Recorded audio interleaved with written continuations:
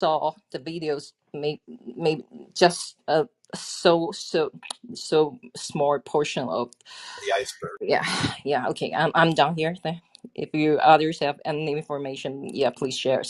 Okay, Yeah, I have a friend from Shanghai who I spoke with this morning, one second. and sorry. One second. Was that you, Clinton? It was, yeah. Okay, so pardon to whoever I just interrupted. Clinton over in Twitter Spaces is trying to jump in, and then we'll go back to whoever I interrupted. Go ahead, Clinton. Yeah, hi, Clinton DeVoe here from Canada.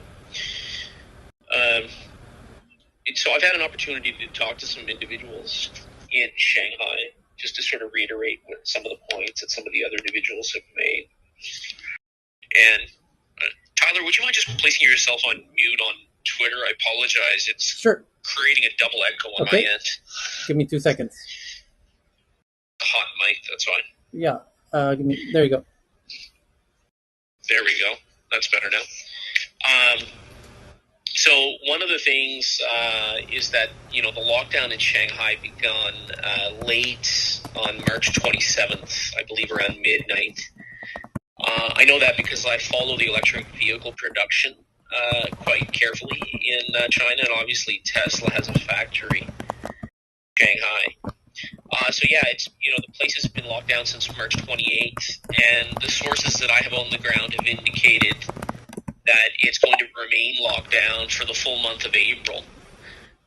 But what's more worrisome about this, quite frankly, is that you have a country of 25 million people and literally a handful of security officials, and 25 million people are quote unquote obeying. So they've essentially been forced to remain in their residences, starving to death, and like good Chinese nationalists, they're going to obey what Beijing tells them to do. And so, that's a huge problem. That speaks volumes, quite frankly, about how damaged and broken the Chinese culture is, that they would allow 25 million people to starve before our very eyes. And to your point, you're right. Some of this video content that's been coming out of Shanghai, and by the way, it's not just Shanghai. There's some other territories in China as well that have begun lockdowns and that are doing similar actions. But it is horrifying to watch, people jumping off of buildings because they would rather do that than confront a couple of hundred security officials when you have 25 million civilians that could easily outnumber. So, I would argue that, the Chinese government itself, and this is going to offend some folks, but that's how I feel. I view it as a giant canker sore. The fact that they would remove children from their parents because the children had COVID was absolutely horrific.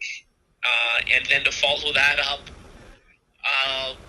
with a mass the type of lockdown we're seeing, where people are being denied food, is terrible. So, the government in Beijing, I would argue, is a giant canker sore. And I would argue that the Chinese culture, has really become a joke. It would rather die than to have their children and their senior citizens survive. And one of the other reasons why they're having these COVID cases in China, and specifically in Shanghai, but this applies to most of China, is that unlike the West, Europe, North America, where it's primarily, or not primarily, but an overwhelming majority of senior citizens are vaccinated, in China it's the reverse. So in mainland China, it's mostly young people who are vaccinated, and most of the old people are not vaccinated. And so it's creating this vicious circle. But anyways, that's all I just wanted to share. Okay. Tyler. Okay, thank you for that, Clinton. Yeah, who did I interrupt on Clubhouse? It was me, but that's okay. I was just going to say that there was always a mistrust between Beijing and Shanghai. When I was there, my the guy who I partnered on some projects, he's from Shanghai, and he told me there's a distinct difference in the accent from somebody who's a Shanghai lander, as they call them, or from other parts of the country. And it's not necessarily like one ubiquitous Chinese culture. There's the Han, but in Shanghai, they've always been a little bit autonomy minded, and it has everything to do with money. I mean, Shanghai generates about a quarter of China's GDP from barely more than a tenth of the country's population, and and the Shanghai landers have always looked outward because they're right there, at the mouth of the Yangtze's river, and trade was always very compelling, and it's all about money, and I so I got some videos today, which are kind of disturbing, and this kind of hurts me to hear, but you know pets are being eaten, just for survival. Pets, dogs, and cats are being eaten. It's really it's heartbreaking what's going on. Okay. Yes, somebody on Clubhouse was trying to jump in. Yeah, it's David. I just want to more do what we don't usually do in this room and get a little alternative in the philosophical or psychological understanding and compare it to what China doesn't want to talk about, Tiananmen Square. And when things do get existential in your own micro, it becomes the meta. And when I mentioned Stephen Kotkin, a professor that's the Stalin expert, and he's comparing Putin today, I also want to channel Timothy Snyder and a little bit of Christopher Hitchens and say that there's only one thing wrong with totalitarianism, and it's the first five letters. It's total.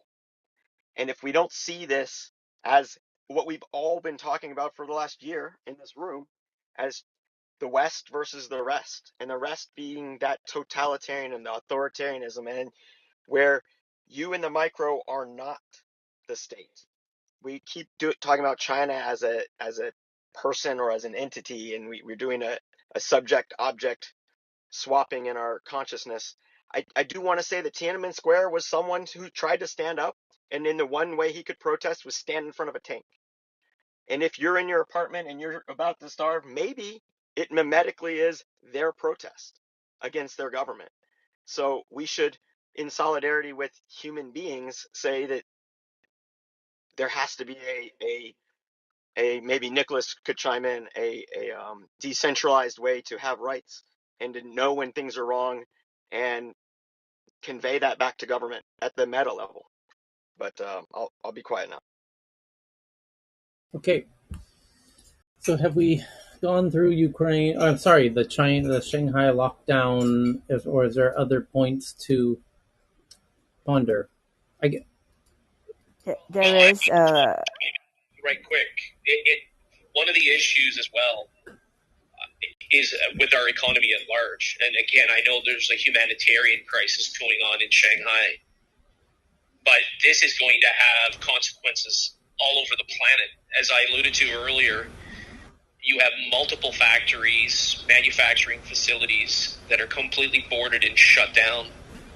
And what essentially that means is that Q2 of 2022 is going to be a write-off, and that is going to dramatically affect supply chains in North America for Q3 and Q4.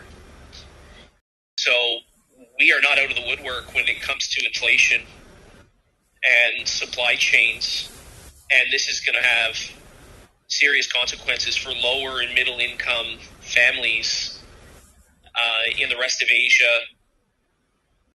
Europe, and North America. Okay. Tyler. Yes, Cheryl. There's something that I heard today, but it could be a conspiracy theory for us. I'm not sure. Okay. Someone told me that the Chinese government know the best the origin of the virus, and they know the best the effect of the virus. So Wait. there may be Cheryl? a reason why Cheryl? they do what they choose to what they do now. I have no idea what you're saying. The CCP has what? No, they have the real story of, I mean, they have the real truth about what the virus is and what is the effect of the virus that maybe the rest of the world are not aware of. Okay. So they choose to do what they are doing now. They may have a reason for it. Okay. Well, that is something that I thought is a conspiracy theory, but I'm not sure. But there must be a reason why they choose to do I, what they are doing now. I would highly doubt that for the following reason: that the CCP has very consistently shown incredible aversion and apprehension to anything that would risk its power. And the situation that they are in now is potentially one of the biggest risks to their power that they've encountered. So I don't think they would have put themselves in this position intentionally. No, it's not intentionally. What I heard, I mean, I don't really believe it, but what I'm saying is, they know what they are doing in the sense that they know what is the real truth about this virus, how it began, and how it would end, and that's why they choose to do what they do now. Yeah, but this could end the CCP next week. So I don't think they would risk that. Yeah, Well, we're not. Yeah. Um, there is this echo in Twitter Spaces, but Sorry, anyway, go ahead. it's just that it is going to be a test, therefore, for what China has been what the CCP has been able to manage with its propaganda machinery. If the CCP are very confident that all the billions that they've spent on the propaganda machine that they've got, it's not going to harm them very much having such a severe lockdown on Shanghai or anywhere else for that matter, and they'll survive. If there is an arrogant attitude to what they think they have done and how they think that they are able to control the country, then we might see other things. But I think there is quite a lot of confidence there, and actually on the ground there probably is a lot of confidence that the CCP's doctrines overwhelm the reality of things. It might take at least a few months more of this horrible nightmare before things might get to the ground. Thanks. Okay. So, any other thoughts on the Shanghai lockdowns? Oh, BB, what's the forecast looking forward? Um, some said because originally Shanghai has tried at least successfully for a long time not to get a full lockdown because originally they had the COVID under control. So they used the strategy of so-called the precise uh, investigation and control for the COVID-19 the whole time. But because Omicron, so prior to Shanghai's lockdown, actually there are more than, from my knowledge, at least 5 big cities in China has already undergone this lockdown. At least we know Xi'an prior to the Winter Olympics, and now Shenzhen as well, and the city near Beijing. So it's anyway. So many big cities already under lockdown for a long time, and actually they complained that Shanghai, the people from Shanghai, were transmitting the Omicron to other cities. So there are, you can see the people outside Shanghai, they got this kind of information, or you can say misinformation or propaganda, and then they vote with each other. So in the end, it said so the central government, the CCP government, decided to take over the control in Shanghai, and then put this lockdown just like other big cities. And no matter how hard the officials in Shanghai, because the top officials in the CDC in Shanghai now is gone. So their voices are totally wiped out. And right now, after all the fierce protest in Shanghai, especially for this food distribution issues, um, actually, we didn't mention that if you are rich or powerful, you can get even from those luxury brands to prepare your afternoon tea. And this also creates those unfair feelings for general people. So let's say many I've heard Chinese people living in Shanghai they discuss here. Although of course they are cautious about their speakings when they say they feel this is the timing that most close to what could be happen in Tiananmen Square. But of course, you have other opinions because now the CCP know how to, uh, control people and suppress people with all this high tech equipment or any measures to distinguish all these small sparks from extinguishers. And Tyler, I tweeted a video. I am not sure if you see that. It's called a light detector. So uh, this equipment can detect if there is like hidden people in cars or any places, and it can see if people try to sneak out or in from restrict area under COVID quarantine. So just example how this high technology equipments or measures are used by CCP to control people. So I believe now CCP government, I read news as well. They are still hesitate if they should uh, continue this lockdown or try to ease this as well. But from what I've heard on the weekend, they are not gonna lift this restriction until May. So yeah, the end of this. So But wait, yeah, BB, yeah, BB. yeah, This, I have just one very simple question. yes, As briefly as possible, yes. what is going to happen? How much longer? Question the critical question: how much longer until people are the soonest that they'll be let out? That the government will end this lockdown in Shanghai? It's said not we're not end until the end of this month. So at least 20 more Holy days. shit! So we've been in it for 15 days, and people are eating their dogs and jumping from rooftops, and we have another 20 days to go. Because right now the cases are still rising. So you've got Hang Um, on. Tyler, I pinned an article from Reuters just 2 hours ago that Yep.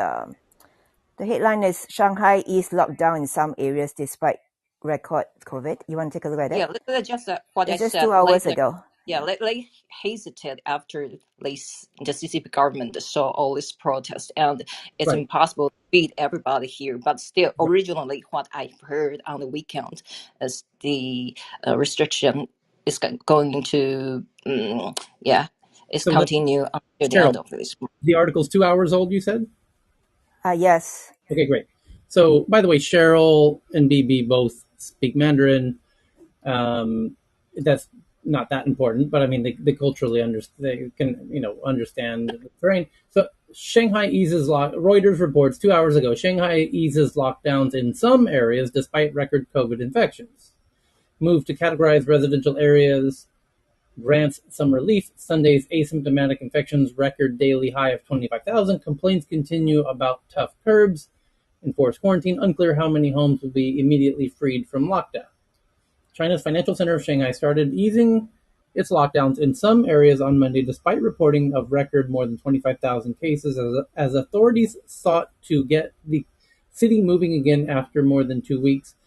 Pressure has been mounting on authorities in China's most populous cities and one of its wealthiest, from residents growing increasingly frustrated as the curbs drag on, leaving some struggling to find enough food and medicine. City officials announced on Monday morning that they are grouping residential units into three risk categories as a step toward allowing appropriate activity by those in neighborhoods with no positive cases during a 2-week stretch, adding that district authorities would publish further details. Among the first districts to release lists was the industrial area in Jinshan on Shanghai's southwestern edge of the central area of Jing'an, which posted the names of residential sites.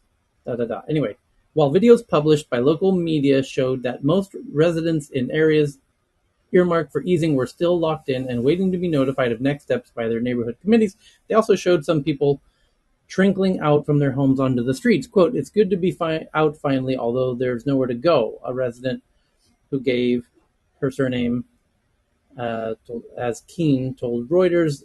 The step provides some relief for many cooped up for more than 3 weeks in the battle against China's biggest outbreak since the coronavirus first started.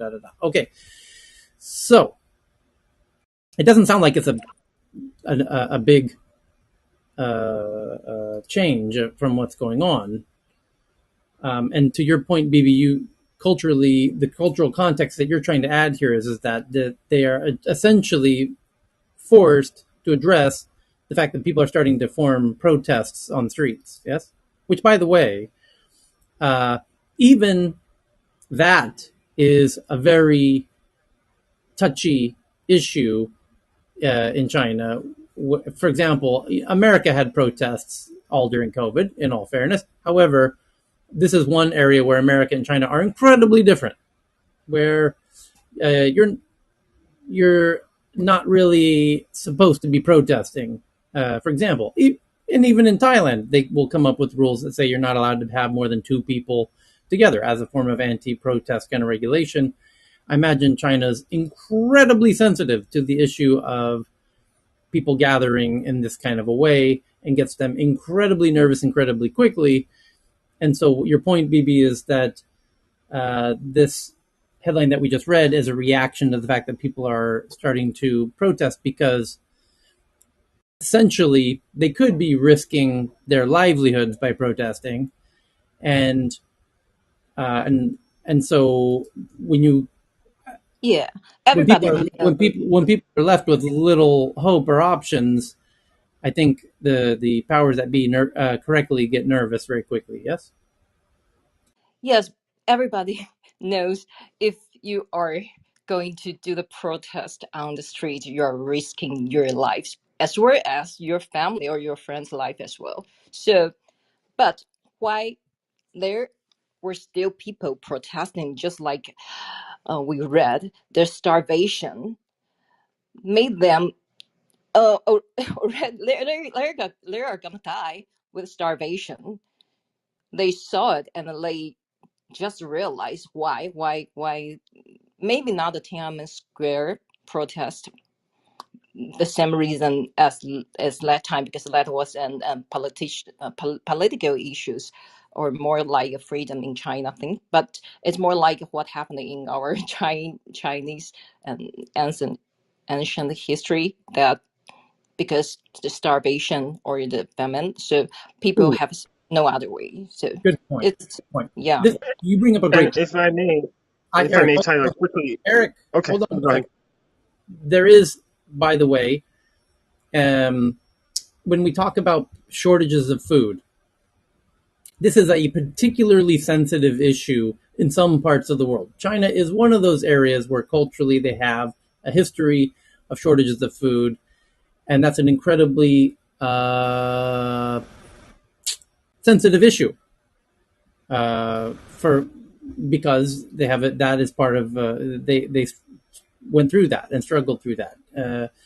So that's why when and by the way, I mean, just to make it plain, because there's people in the room who've never had to consider, what happened. Well, why is there a shortage of food? And this is, for example, just to highlight the point, Mark Andreessen, one of the large, kind of the apex investors in tech globally, made the point that he tweeted out over the weekend, boy, it's always surprising yet again when the communists start starving people.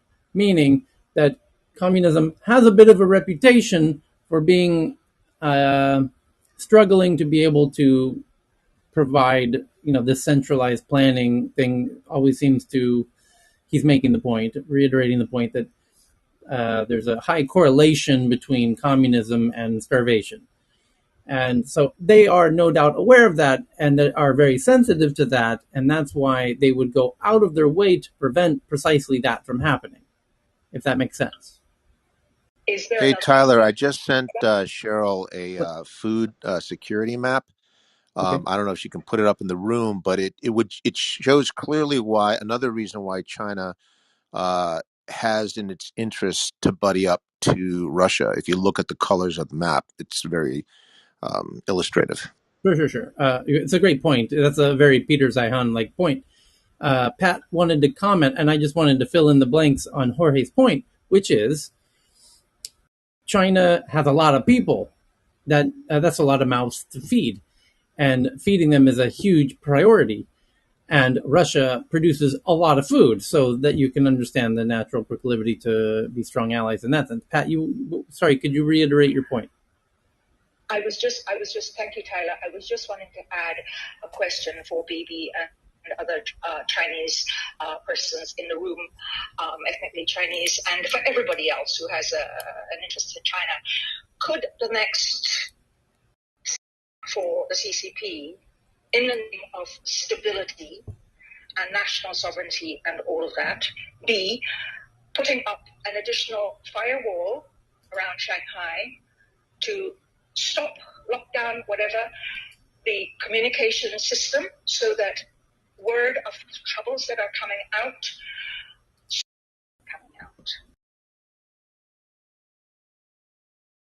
Good question, because that's what we saw Russia essentially is trying to throttle and control the media intensely, and China's trying to do that as well. And Myanmar and the authoritarian regimes, that's kind of straight out of their playbook, is they got to control the narratives, which is proving to be incredibly difficult to do in 2022.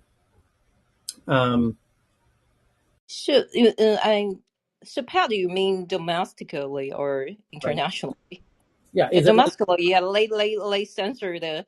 For example, you cannot write anything about the food shortage now in like Weibo or any, the China social apps. right? So So yeah, the it's state will controlled app. tell the apps we have some new words that we need to add to the ban list in all of these social apps. Yeah.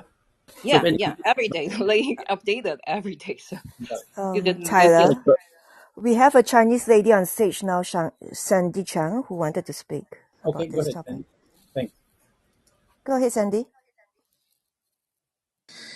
Oh, I just wanted to express my point to this Shanghai lockdown because I think it's much about First, Sandy, the are you in Shanghai now?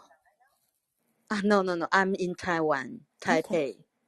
Yeah, but I know what their policy is doing because this lockdown is unreasonable, and they know this is not a real thing. But why they are still doing this? I think it's somehow a political problem between Taiwan and China because there are many the the Taiwanese companies in Shanghai and around the surrounding the Shanghai area, and if they lock down, then the semiconductor supply chain will be hurting, and they just wanted to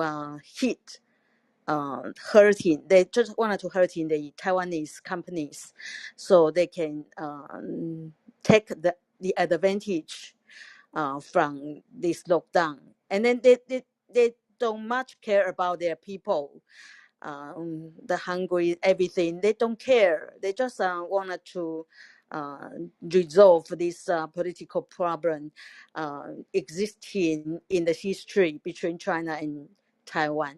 I think this is. I think it's no many people understand this point. Yeah. Sandy, fill the gap for me. What's Yeah. I'm missing it. So what's the link to TSMC stroke Taiwan? How do these? How's in your proposition? How do these lockdowns help Because China's position? this lockdown can cause many companies not working and shut down their factory or shut down their company. Everything's steady working. The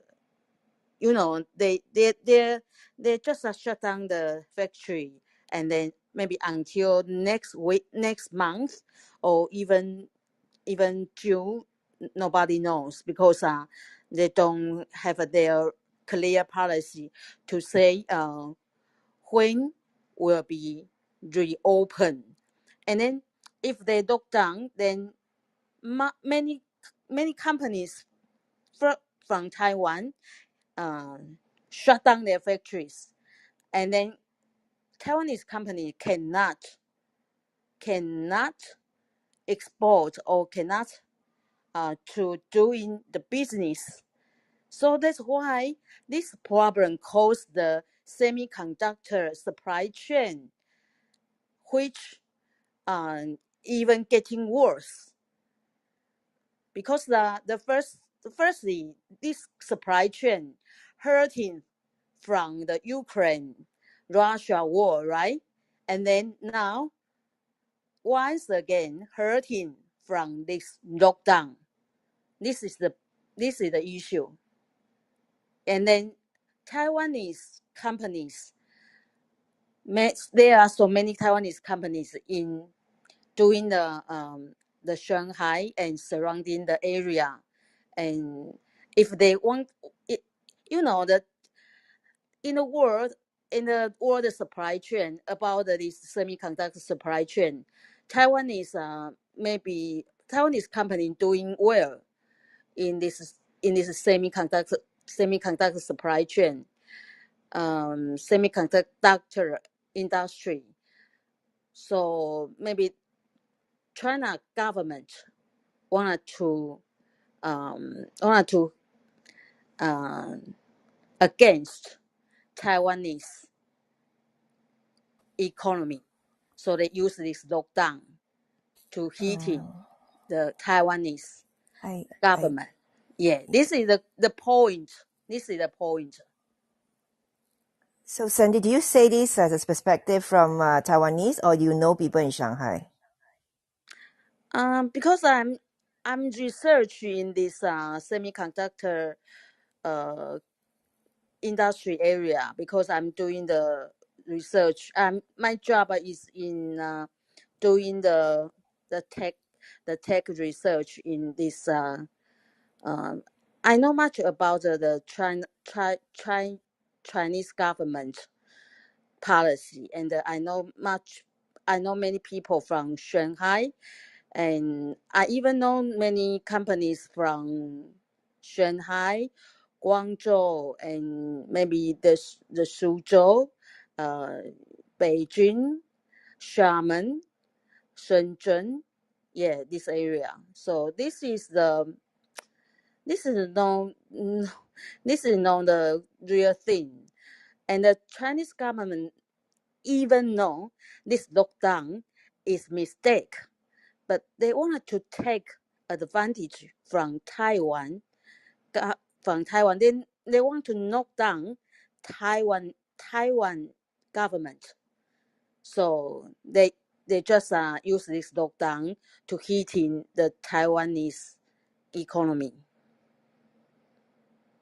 Maybe that's one way to keep Nancy out of there, just to lock it all down. Now the the political between Taiwan and China is existing for many years, and then China government want to resolve this problem to take Taiwan from their own, and just like Ukraine and Russia, yeah, this war still going on now, and then maybe it is very hard to resolve this problem about between Russia and Ukraine, just like China and Taiwan situation. I think is much the same, much the same the problem. Yeah, I will supplement some information here. So basically, yeah, what Sandy said, partially is correct because in Kunshan, Shanghai, one of the city in Shanghai, yes, many Taiwanese companies have factories there. But I would like to say, in the same time, the semiconductors from the news I've read in Taiwan as well, there actually are more than one factory in China. So, like the ones in Shenzhen and other cities, they are still under manufacture. So, I would say this, yeah, just like Sandy said, it's a possible reason, but at the same time, this supply chain, the influence on the supply chain is globally, not only on Taiwan. So, I think there are many political issues for Shanghai's lockdown. I'm not sure if Taiwan is the most important one, but of course it gonna affect the industry of China, Taiwan for a while. But from what I know, here in Taiwan as well, they are uh, try to make the those volumes manufactured in Shanghai to distribute it to the other factories in other countries in China now. So okay, a little supplement for that. Okay. Tyler, just briefly to support Sandy's point, I have found a Focus Taiwan article saying, and I tweeted it to you, 161 Taiwanese firms have halted production amidst the Shanghai lockdowns.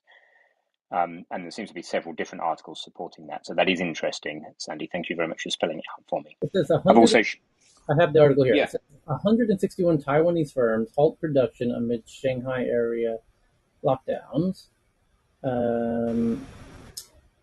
In the Chinese cities of Shanghai and Kunshan, Taiwan's Financial Supervisory Commission said Monday. So that's the source of the quote.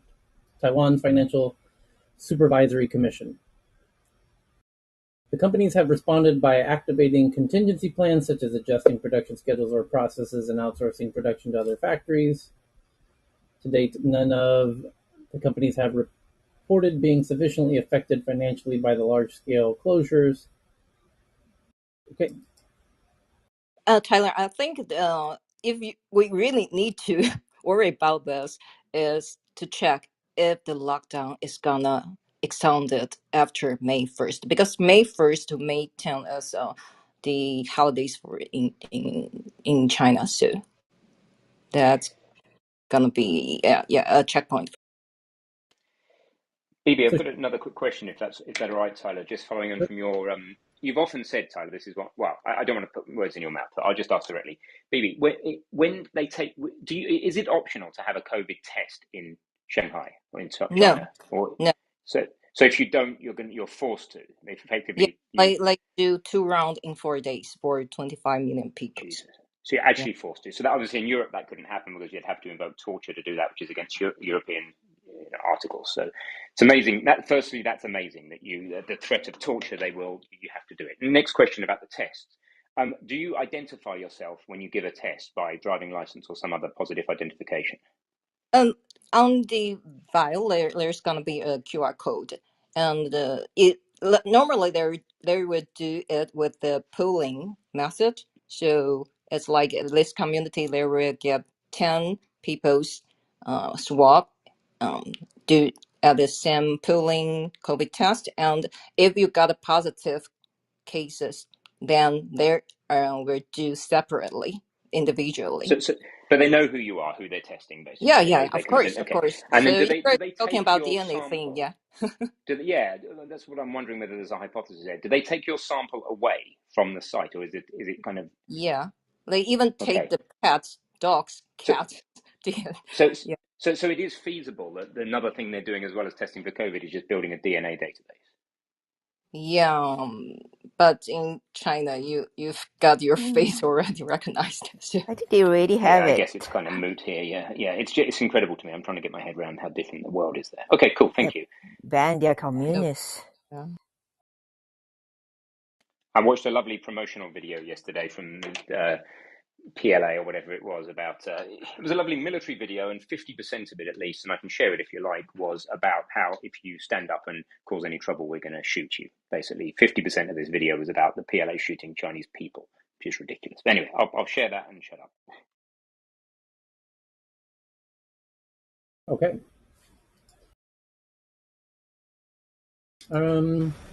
Can we move on to the big tech headlines then? Yeah, go about Elon. Yes. Okay, give me. Elon is no longer joining. Oh, that's right. That's the. Okay. Okay, let's go through that. Number one, and then we got to do our traditions here. We have protocols, people. We got to do the air horn Air here. horn.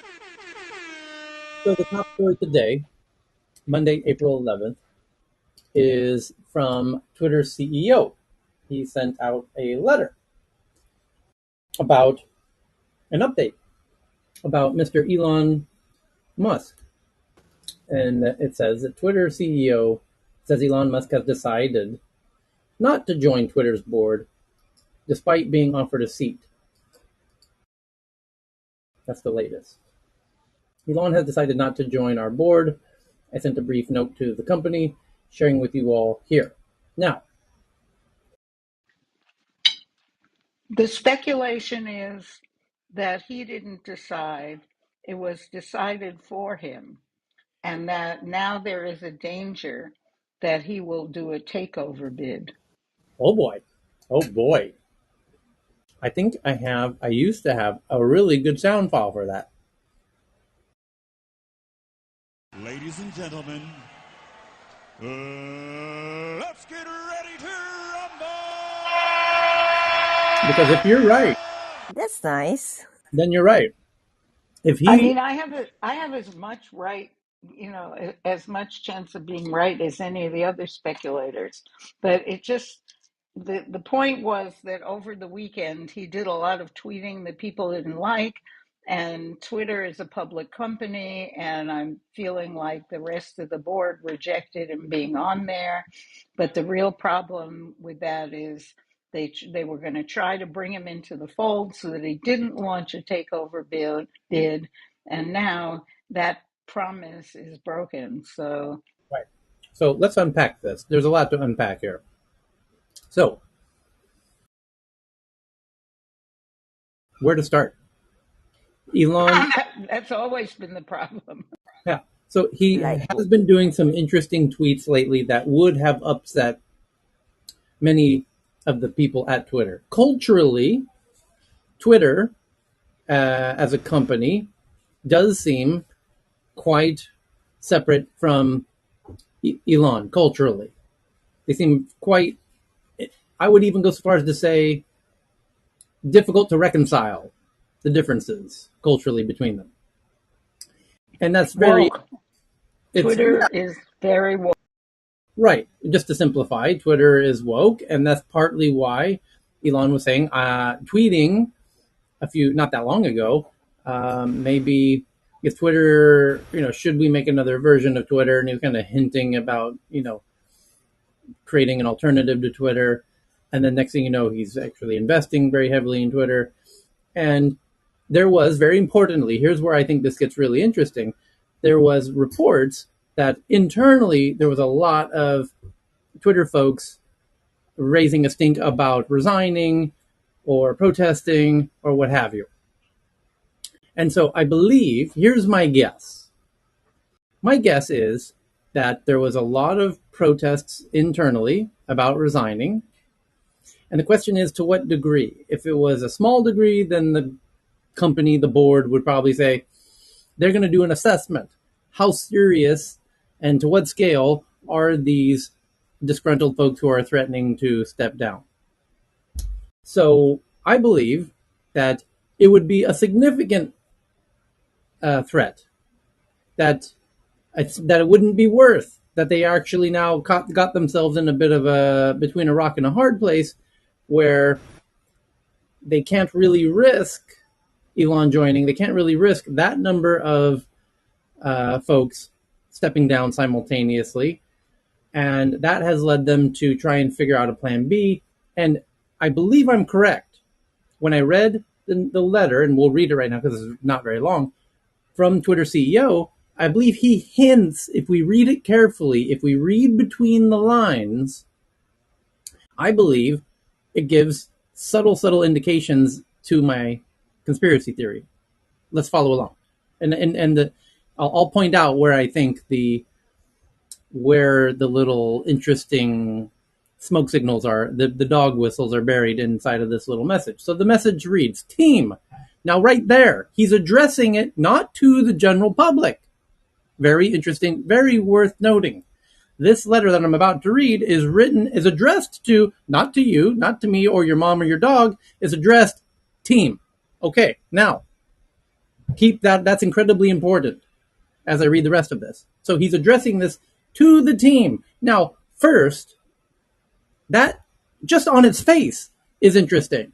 That he feels that, okay, I'm about to craft a letter. Who am I writing it to? Am I writing it to the public, who themselves have concerns about Elon being a board member or not? No. I'm taking a moment to write something to the team because, well, there's a concern. That in itself tells you there's smoke, and where there's smoke, there might be fire. So follow this through. He felt the need to write a letter to the team. You don't do that unless you need to. Let me just make that perfectly clear. So, first sentence. Elon Musk has decided not to join our board. Here's what I can share about what happened. Meaning there's lots that he can't share. Number 2. The board and I had many discussions about Elon joining the board. Okay, that means there was a little controversy already. He's kind of conceding that point. And with Elon directly. We are excited to collaborate and clear. We are excited to collaborate and clear about the risks. We also believe that having Elon as a fiduciary of the company, where he, like all board members, has to act in the best interest of the company and our shareholders, was the best path forward. So that's really interesting because they had to remind Elon that everything, if he does join the board, because they got themselves in a catch-22, they have to somehow convince Elon that he might not want to join the board. Because if you do join the board, now you have a fiduciary responsibility to do everything in the best interest of the company, which that's not how Elon doesn't roll that way. He's willing to do things that aren't in the financial interest of the company because he's kind of he's the richest person on the planet by a very wide margin. So he's willing to do things that he thinks are in the best interest of the company long term, but aren't in the best fiduciary economic best interest of the company quarter to quarter. So they have conflicts of interest. They have different interests. Elon's interest is, I want you to stop silencing people and but that's not in your best interest. So anyway, next paragraph. We announced on Tuesday that Elon would be appointed to the board contingent on a background check and formal acceptance. Elon's appointment to the board was to become official effective April 9th, but Elon shared the same morning that he will no longer be joining the board. I believe this is for the best. Okay, oh wow, Twitter CEO thinks it's best that Elon not join the board. That's kind of strange because 48 hours ago he was tweeting how excited he was that Elon was joining the board. There's a little cognitive dissonance going on right there over that 48 hours. What happened in that 48 hours between the time that he tweeted that he's excited that Elon's joining the board and now he's saying he thinks it's for the best that Elon not join the board? Well, something must have happened. And something did happen. There a bunch of people were starting to threaten to leave the company. That's what happened. That's the biggest happening in those 48 hours that we know of. And that was, again, another thing that I realized. What? It seems like Elon likes to clean Twitter's dirty laundry in the public. Now, we have and will always value input from our shareholders, whether they are on our board or not. Elon is our biggest shareholder, and we will remain open to his input. Now, here's where it gets good. Here's the last sentence. There will be distractions ahead, but our goals and priorities remain unchanged. Now, again, who's he talking to? He's talking to the team. How do we know this? Because he started the whole thing by saying, "Dear team, this thing is addressed to the team." And he's telling the team, and I believe when you write a letter like this, often your real motives are hidden at the end. If you've ever had to write a letter like this, you often address the sore point at the front, and then you kind of get into actually what you were really thinking, kind of mumble, but the mumble part is actually the real meat of it, the actual real nitty gritty. And I think that's what's the case here, where he says, there will be distractions ahead, but our goals and priorities remain unchanged. That's something that you say to people who are on their way out the door. Please don't leave. We're the same company we were before this Elon thing happened. Our goals and our priorities remain unchanged. Our goals and our priorities, meaning we're not de-woking. We're going to stay the company that you were coming to work at last week. Nothing's changed. You don't need to quit now. The discussions we made and how we the decisions we make and how we execute is in our hands, meaning not Elon's hands, meaning we are no longer that your concern that you're going to have to do what Elon says is a false notion, and that you can continue working here because we're going to go back to just how it was, and the power's in our hands and it's not in Elon's hands. So please, please don't leave. Oh, even better. He even says the decisions we make and how we execute is in our hands, no one else's. Well, who the fuck is he referring to exactly? Ronald fucking McDonald? No, he's referring to Elon Musk. So I don't know how much more clear this could be when you really look through it carefully. He's making it perfectly clear, dear team, the decisions we make are not in Elon's hands. It's up to us. He has no real influence. Period. That's what this letter is saying. Dear team, please don't leave. Elon is not the boss. It's back to as it was. Please don't leave. Nothing's changed. Elon has no actual power here. He's our biggest shareholder. We'll listen to him, but we don't have to do a goddamn thing he says. That's what this letter is actually saying in simple street English here. The last sentence says, let's tune out the noise and stay focused on the work and what we're building. This is insane because it's the guy that could bring value to Twitter that are they don't listen to him. That's crazy. But I think if you're a team member, this is being written to you in a language that you can understand the subtle dog whistles going on here. But it's written in a way where, I don't know that the average person who reads it is picking up the important key message that's hidden in this thing, subtly hidden, that please don't leave. There's no actual reason to leave. We've eliminated the threat that you were walking out about or threatening to walk out about. And how they got the question is, did Elon actually agree with this? Back to Francine's point, because if Elon doesn't actually agree with this and actually did want to join the board, then why else would Elon buy these shares?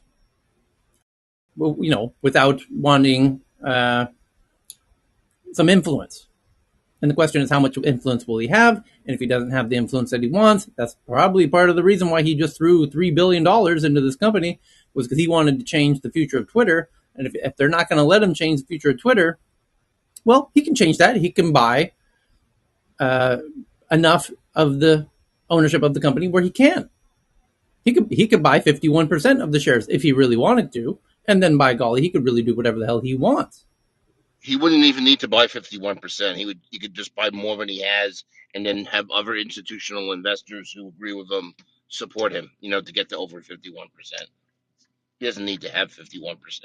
Right. To But Tyler, while we're on this, there was one other point I wanted to make, and this is I don't want to say highly technical, but just from experience with this, the term that you use, fiduciary responsibility of a board member, that he would not be in violation of a fiduciary responsibility if he decided, for example, that he had a different vision for the company and the long-term goals of the company were better served by them doing certain things differently, whether it's having an edit button, letting Trump back in, whatever. I mean, because there is broad scope for directors to act in, as long as they're not acting in their own financial self interest, that type of thing. If he's not doing deals between Twitter and Tesla or something like that.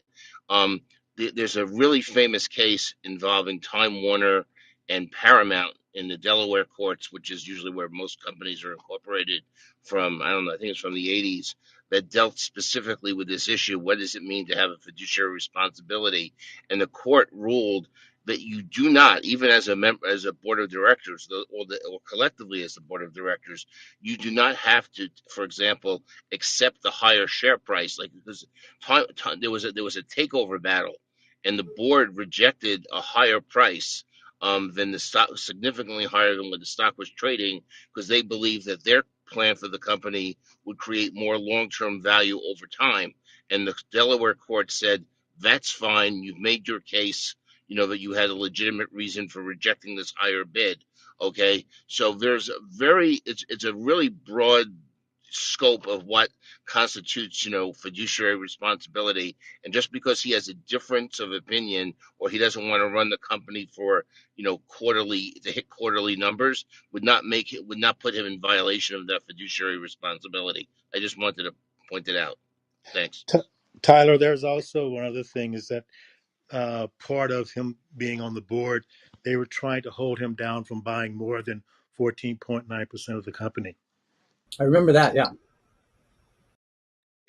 Tyler, or maybe for Ken, did any of you guys listen to Pivot, the Kara Swisher Galloway podcast?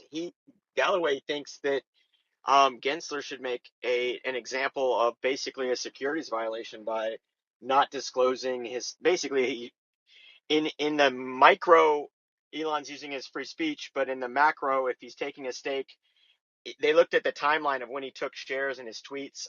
Just check out that podcast, because there's a pretty interesting argument that makes Martha Stewart look like nothing like a securities violation. Well, I mean, I think there's also this issue of whether he filed a 13G or 13D. I don't think they're going to make that big a deal of that unless he makes a move on the company very soon.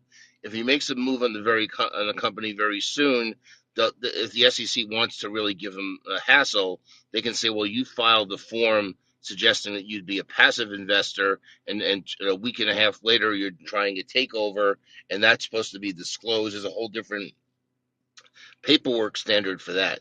But after some period of time, if he waits 6 months and then he decides he wants to take over the company, I think he's probably okay. Obviously, he doesn't have a good relationship with the I SEC. meant So I meant more of an interpretation of why this was, oh, whoops, we didn't put him on the board, is a scheduling.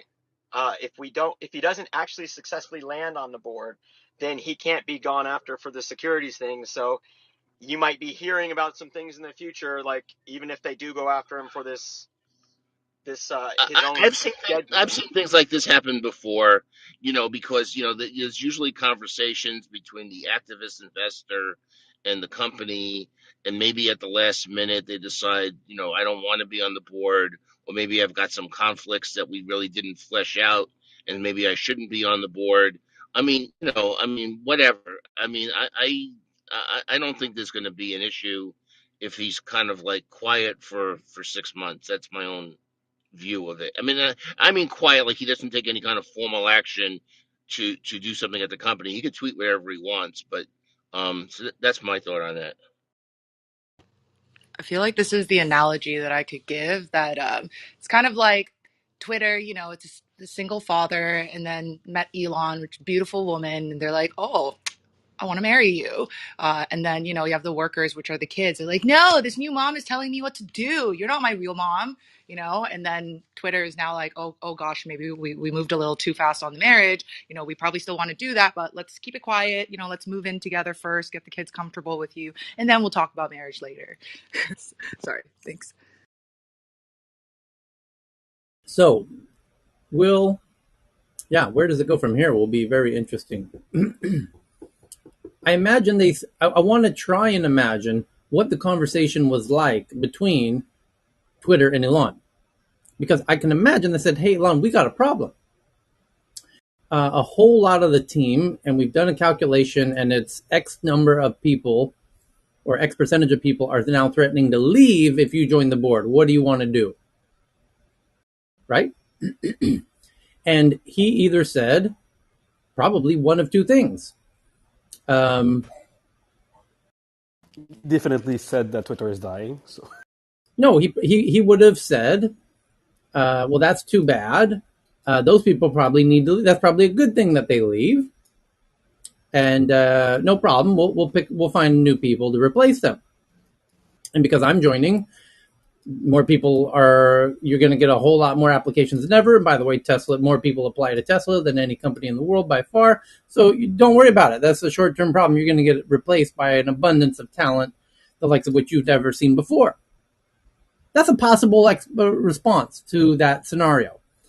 And I think everyone would probably agree that my suggestion in imagining this conversation is not too far off. That Twitter said, hey, Elon, we've got a problem. Perhaps you noticed there was a headline as soon as the announcement came that you're joining the board, and you did some tweets that you probably heard, but just in case you hadn't, the guys over at Tech News heard, and they discussed that there's a whole bunch of team members who are now considering leaving. And we want to let you know that what do you want to do? Because if you join, then all these people are threatening to leave. So he probably had two choices. One said, don't worry about it. I'm still going to join. Or he said, oh, Jesus, that sucks. That's terrible. I guess I won't join the board. That's totally possible. Totally possible. And by the way, on example number 2, if I don't join the board, then I no longer have to honor the limitation of the 15% or whatever that was, like Erwin pointed out, and I can buy enough of the company to take control of the company. And then I run the board. So maybe he did that. Maybe he said, "Oh, really? That's cool. Hey, ain't no big thing, y'all. Yeah, I'll just call over, my friends, with the deep pockets, and we'll just do what's called a hostile takeover, essentially." And yeah, that could happen. That could really happen. That could very easily happen. And then next thing you know, you haven't just, but that's going to open up a whole new can of worms. Ken, you wanted to chime in on that point? Yeah, I was going to say there's one other interesting thing. You talk about their employees. You wonder how they're motivated or what their economic motivations are, because typically tech companies have a lot of stock options. Twitter stock has actually been a relative underperformer among tech companies for the last, I don't know, 2 years or at least. Okay, and so you would think that if you had stock options in Twitter, you're a garden variety employee. You were sitting there saying, hey, Elon's got the stock up a lot real fast. So, we're glad he's here because we want our options to go, to be worth more money. And the thing that caused that stock to go up was him. It is amazing that if it came from the employees who exactly. seem, I mean, that is an interesting thing. I mean, as you think about it. Mm-hmm. Okay. So that's the top story of today. Let's see. There's a bunch of people who have tweeted about this with their own thoughts on this. I want to see if Jeremiah wants to share a thought, or if anyone has their own thought on this. Feel free to give your theories, especially if you're a long-term Twitter user like Jeremiah is, or Francine, or myself, who kind of remember going back to the early days of Twitter. Let's see. Any notable tweets that came out of this? There's a sub story from the Wall. There's three actually. One from the Wall Street Journal that says Elon Musk appears to have deleted some tweets critical of Twitter and its leadership. Oh, that's interesting. Musk Mm-hmm. liked a tweet saying he was told to play nice and not to speak freely. Wow. So Elon Musk himself liked a tweet that said Musk was told to play nice and not to speak freely, which means that happened, by the way. That's Elon Musk move. That's his way of acknowledging that that's what happened. When he likes a tweet that says that, I mean, so Elon was told, you have you play nice, and you can't really speak as you normally do, and that's not something Elon would take very. He doesn't take too kindly to being told that he can't say things, as any Tesla or SpaceX shareholder knows, as the SEC knows very very well. When you tell Elon he can't say things, that doesn't stop him from saying those things. In fact, he kind of continues to prove a point that he can say those things. Um, so, liking that tweet is an interesting little foreshadowing potentially. Next is a sub story that says Elon Musk tweets that all Twitter Blue subscribers should get an authentication check mark, and that the service should be ad free for a lower $2 per month. And then the third story is after Musk asks if Twitter should convert its San Francisco HQ into a homeless shelter since no one shows up anyway, Jeff Bezos notes Amazon's Seattle shelter.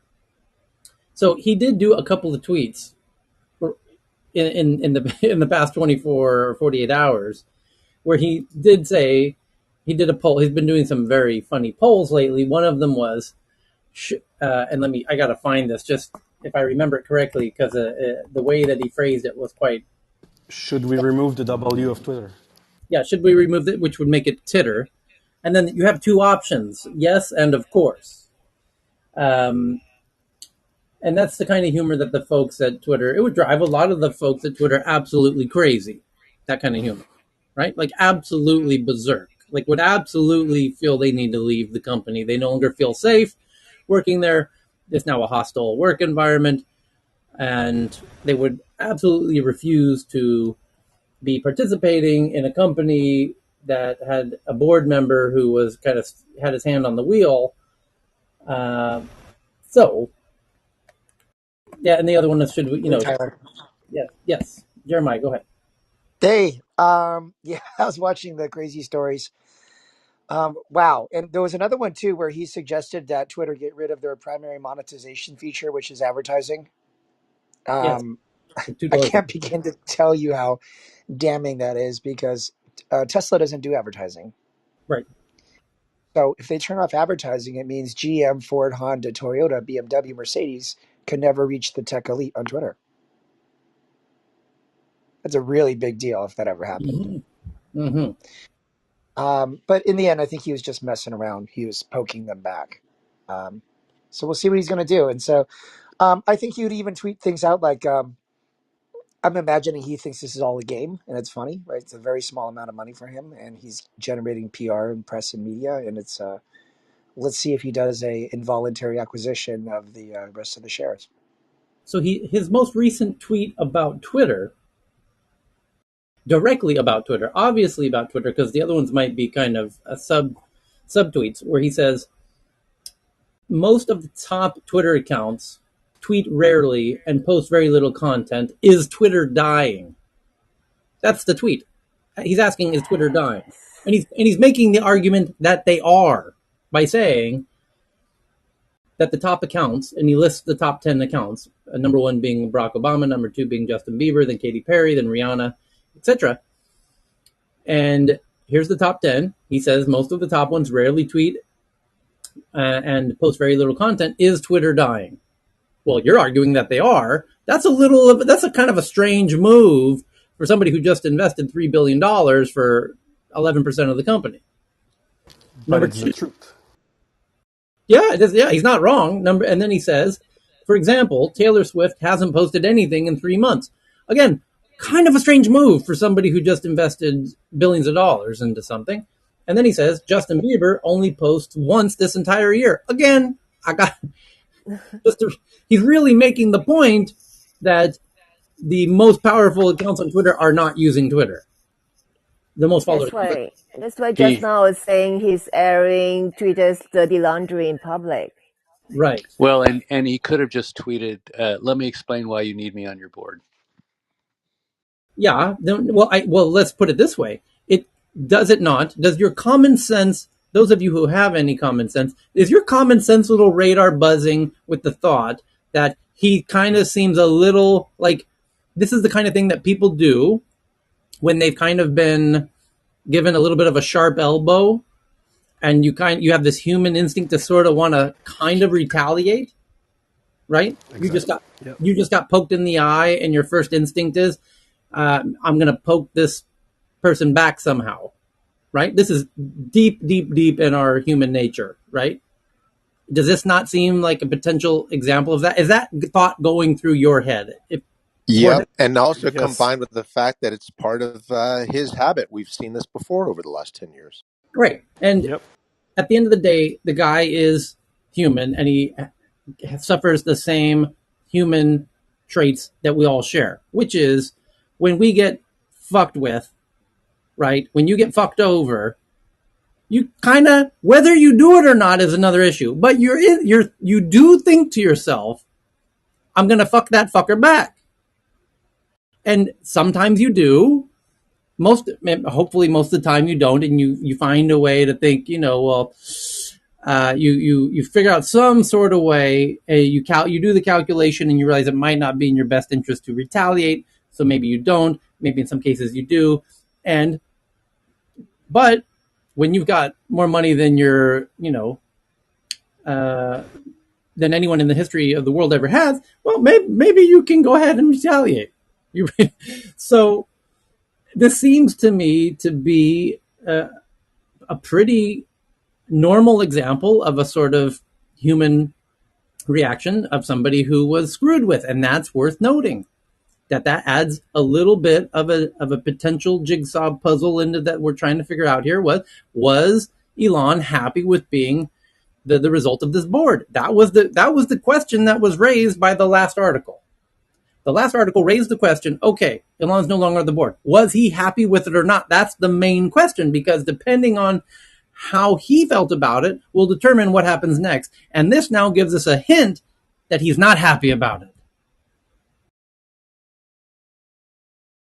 So the next thing that he tweeted that is potentially related is which media organizations are trusted more by Democrats or Republicans? Now he's talking about media organizations. Well, that's kind of interesting. Is Twitter on this list of media organizations? It's not. How trustworthy? And it lists, or is it? No, I don't see it on there. And it shows, I'll retweet it right now to the Tech News Twitter account so that you can see it. Public broadcasting system and CNN are the most trusted by Democrats. The Wall Street Journal is the most trusted by Republicans. Actually, the Weather Channel is better on every count by all of them. That's what's kind of funny about the chart. Anyway, yeah, it seems, I think we have a little bit of a hint. I don't think it's a conspiracy theory to start suggesting that Elon isn't too happy with how this board thing has played out, and he could potentially retaliate. And there's a few things he could do.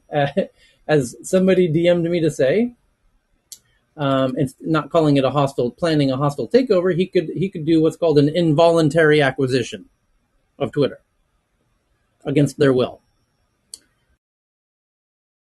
And the point that if the people who want to leave, if Elon's involved in steering, has his hand on the steering wheel, it is true that Tesla has more applications than any company on the planet.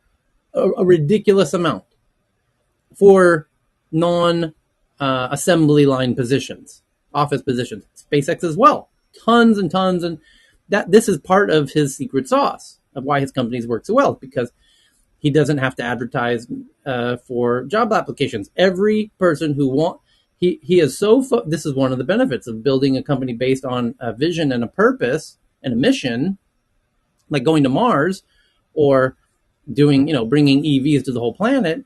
There's a whole bunch of people, young people, smart people coming out of schools who actually they realize they've only got a limited number of years on this planet, and they want to spend them on a project that is meaningful to them. Thank God that this realization is starting to occur to people, and that limits your choices significantly. And Tesla, for many people, is a very obvious fit. And so is SpaceX. And that's why they have an insane, truly unprecedented number of people applying to those companies. Now, if Elon's at Twitter and he can bring some sort of mission to Twitter, and I believe he can, because I believe that's his superpower.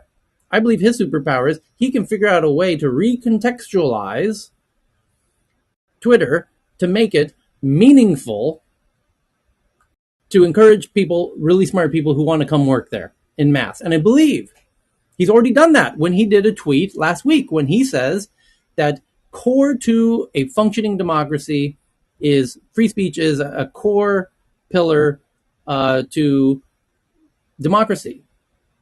And that is Twitter doing that? Is Twitter fighting the good fight to enable free speech? And the answer overwhelmingly was no, that they're not doing that they're not interested in free speech. And he sees that as a real problem. And he could really go into the media. God knows he could get on any news outlet he wants at any moment and create this big narrative that it's imperative that Twitter become very pro free speech, which he himself is. He says he's a free speech extremist or radical. So he might feel that it's critical that Twitter become very pro free speech and stop canceling folks and being over cautious about silencing folks or suspending accounts or what have you. And he could probably get a lot of really fantastic people to apply to Twitter who might not normally want to apply there. So if he's confident he can do that, now here's where it gets interesting. I believe that he believes that that's the case, that he could get a lot of amazing talent to replace the people that he probably doesn't necessarily believe are the most best people to be at Twitter. I think he wouldn't mind at all if those people left. And I think he thinks he could replace those people very easily. That all of those dots, if you connect them, starts to paint a. You know how when you used to do these drawings and it's just a bunch of dots on, and then you draw like a kitty cat, or it's connect the dots, and you connect the dots, and then a picture emerges. I think he's connecting these dots, and when you connect all of the dots that we just laid out, what you get is he feels confident that he should probably this uninvited acquisition is a real possibility if he feels. Right, because with all the things you say, this is no longer Twitter, right? This becomes another Elon Musk project. And that's probably why we're hearing a lot of uproar with the staff at Twitter about him joining and taking such a stance. Ken, But Tyler, can I just add some different data points there as go well? ahead. I don't have a Yeah, conclusion, but some data points. So first off, free speech. Free speech is something that you have against the federal government, which has been brought down to states. You don't have that right on platforms, obviously. You might argue for it. It's a value. It's something you think you want, but you don't have the right to free amplification, which is what all these platforms are giving. And also there's a lot of disinformation, so that's what they're trying to do. So the whole free speech thing is kind of a herring that he keeps using to control the narrative, which is what Elon is also famously very good at doing, is controlling the narrative. And the other one is he may not need to advertise for all those positions, but he does, which gives an indication of where turnover is and where they're going. And their legal department has like exponential turnover, which is been shown to be because they're put under a lot of pressure to do things that maybe they don't want to do. So just wanted to throw some other data points out there. thank you for that, Ken. Yeah, what I was going to say, Tyler, was that what the issue that you just raised probably is the primary cultural issue between Elon and the current employees that probably have created, the stir, because I think it has to do with the issue of banning people or not banning people, specifically one person. I will tell you that your buddy Jason, and he has a All In podcast with his friends and the VC fund, right? They I've had a heard. whole discussion about this, right? And they focused on this issue, which is, they didn't realize he was not going to be on the board. They thought he was going to be on the board when they recorded it, and they said, is Trump coming back? And what was interesting is the four of them, even though they may have started off with different opinions about for example, at the time of whether Trump should be banned. At this point, I think they're all in the camp that it's too long, and it would be particularly ridiculous if he was a candidate for president, or when he was the existing president, and couldn't get on this platform.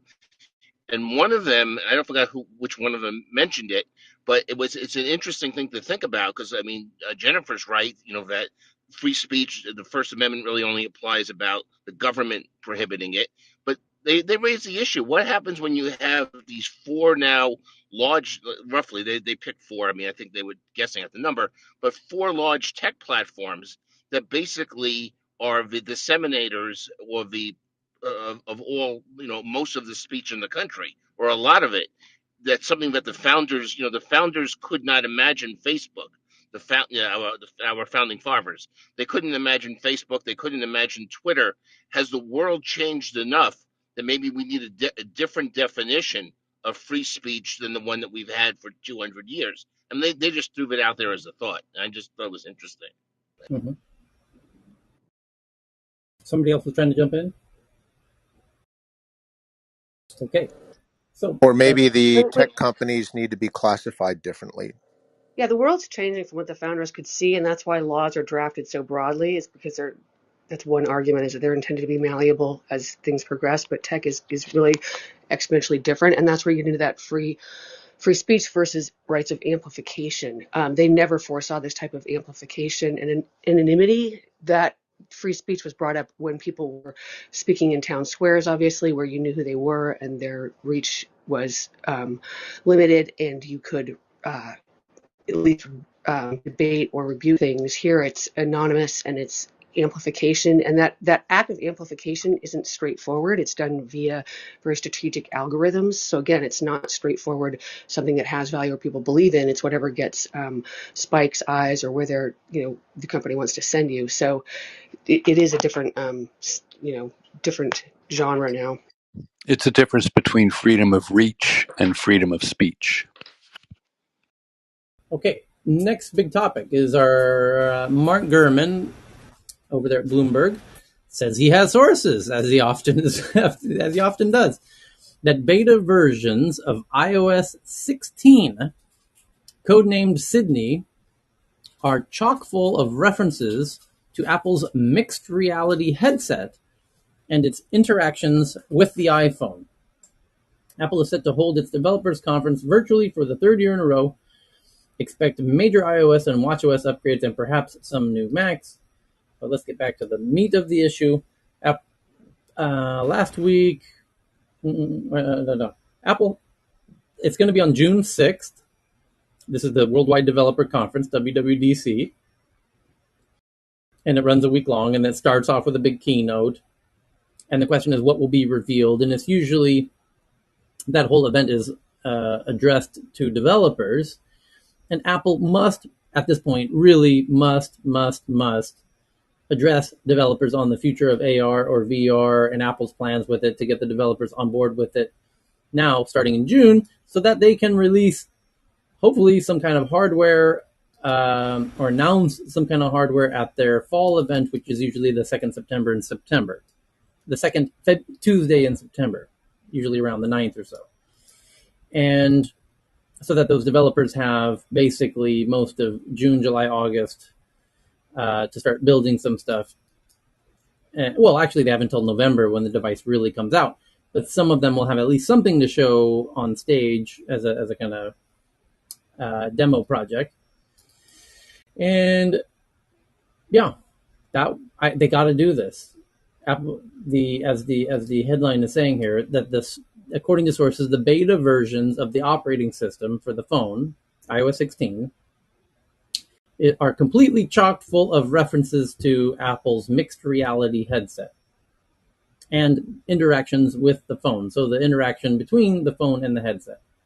I think that makes a lot of sense. I think that they're going to try and do something like that, where the phone does a bunch of the heavy lifting, because they'll simultaneously design the phone to work really, really well with the other hardware, which is the mixed reality headset, via, I don't know, the ultra wideband chip that's in it, that the device on your head and the device in your pocket is optimized to make that device on your head work really, really well. So you have to buy the headset and upgrade the phone to the newest version, which would be iPhone 14 or whatever it's called. So I think that makes a bunch of sense. But they're going to update the device in the pocket to work in parallel nicely, and then they get you to upgrade the phone. That's a win-win. Robert Scoble tweets out about this. He says the thing to pay attention to is the 16.8% of M1 is neural for AI workloads. That mostly is unused. When Apple's augmented reality headset arrives, that will then be used. The headset arrives in the next 16 months. Everything is about to change. Let's see. Well, we shall see. Bill Gates tweets out saying, I recently had a chance to check out some of the latest devices and experiments in augmented reality. It was a lot of fun to see how far hardware has come. Okay, well, we'll know soon enough. The next one is that Epic Games, the maker of Fortnite, raises $2 billion from Sony and the hosting company behind Lego as well, at a $31 billion valuation. The next is that Google says YouTube's picture-in-picture support will be coming to all iOS 15 and later devices in a matter of days for premium and non-premium users.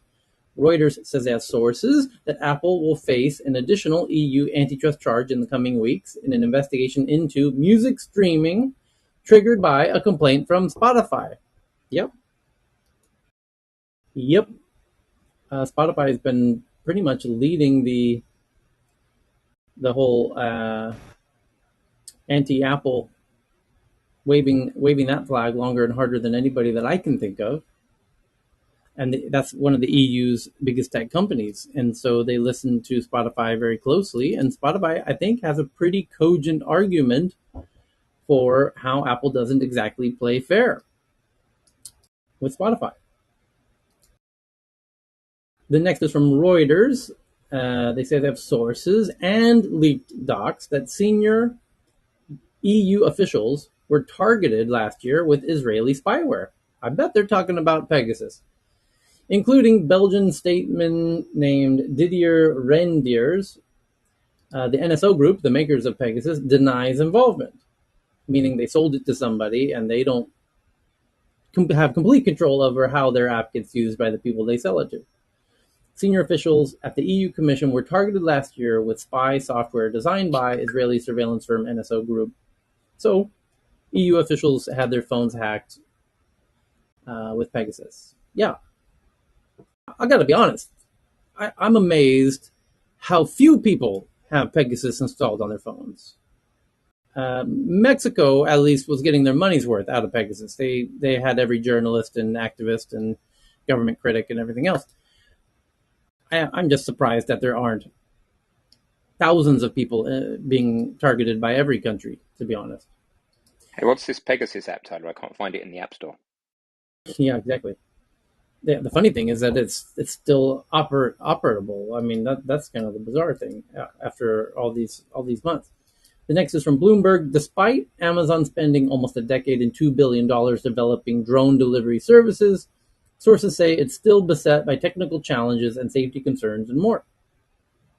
Right, we read those headlines many, many months ago that the Amazon drone delivery team was seemingly very mismanaged. There was people on the team resigning, saying that it was mismanaged. Yeah, that can happen. You can have you can have this, little outfit about drone delivery. You build the team. Google's doing drone delivery. They're expanding. They're now live in Texas. They were in Australia. They've been there for a while. They've optimized. They went to Finland. Now they're in Texas. They're in the US. Here it comes. Watch out. Google's not fooling around. That's such a huge opportunity. If you can get drone delivery happening at scale, holy shit, that's going to be a game changer. You're going to have 3-minute deliveries. You want coffee and your croissant and whatever and your lunch and dinner delivered in 5 minutes? You got it. 5 minutes. So, Matter of fact, they can have that shit flying around your house if you're a regular Starbucks morning drinker, guilty as charged, by the way. They'll probably have that thing floating above my bed, as they know I wake up. Google having the analytics that it does, it knows I wake up every day at 7:30 a.m. It knows the first thing I do is reach for my phone, and I'm already ordering the local delivery company, right? That here in Southeast Asia, it's Grab, and shout out to Jay who joins us from Grab most days. And Grab and Food Panda are huge in Thailand, and they do Starbucks delivery or whatever your morning ritual is. People are very ritualistic in the mornings, by the way. By the way, that's one of the most powerful things you can do as a human being is control and manage your morning rituals. By far the most powerful thing you can do to control your life. So if your morning ritual is Starbucks and Google knows that, and that's very simple for them to know that, and you're doing it with their competitor, be it Grab or Amazon or whatever, and they know you're doing that, and they have drone delivery and those other ones don't, could they not then fly that thing above your fucking house at the time they know you wake up and send you a little alert and say, hey, would you like Starbucks? And then in 30 seconds, and you're going to say what, Google? And they say, you heard me right, player. You heard me, cowboy. I'm going to have that. You don't even need to open the app and call Grab or Food Panda or whoever, DoorDash, what have you. We got the thing floating above your house right now. You want it or not?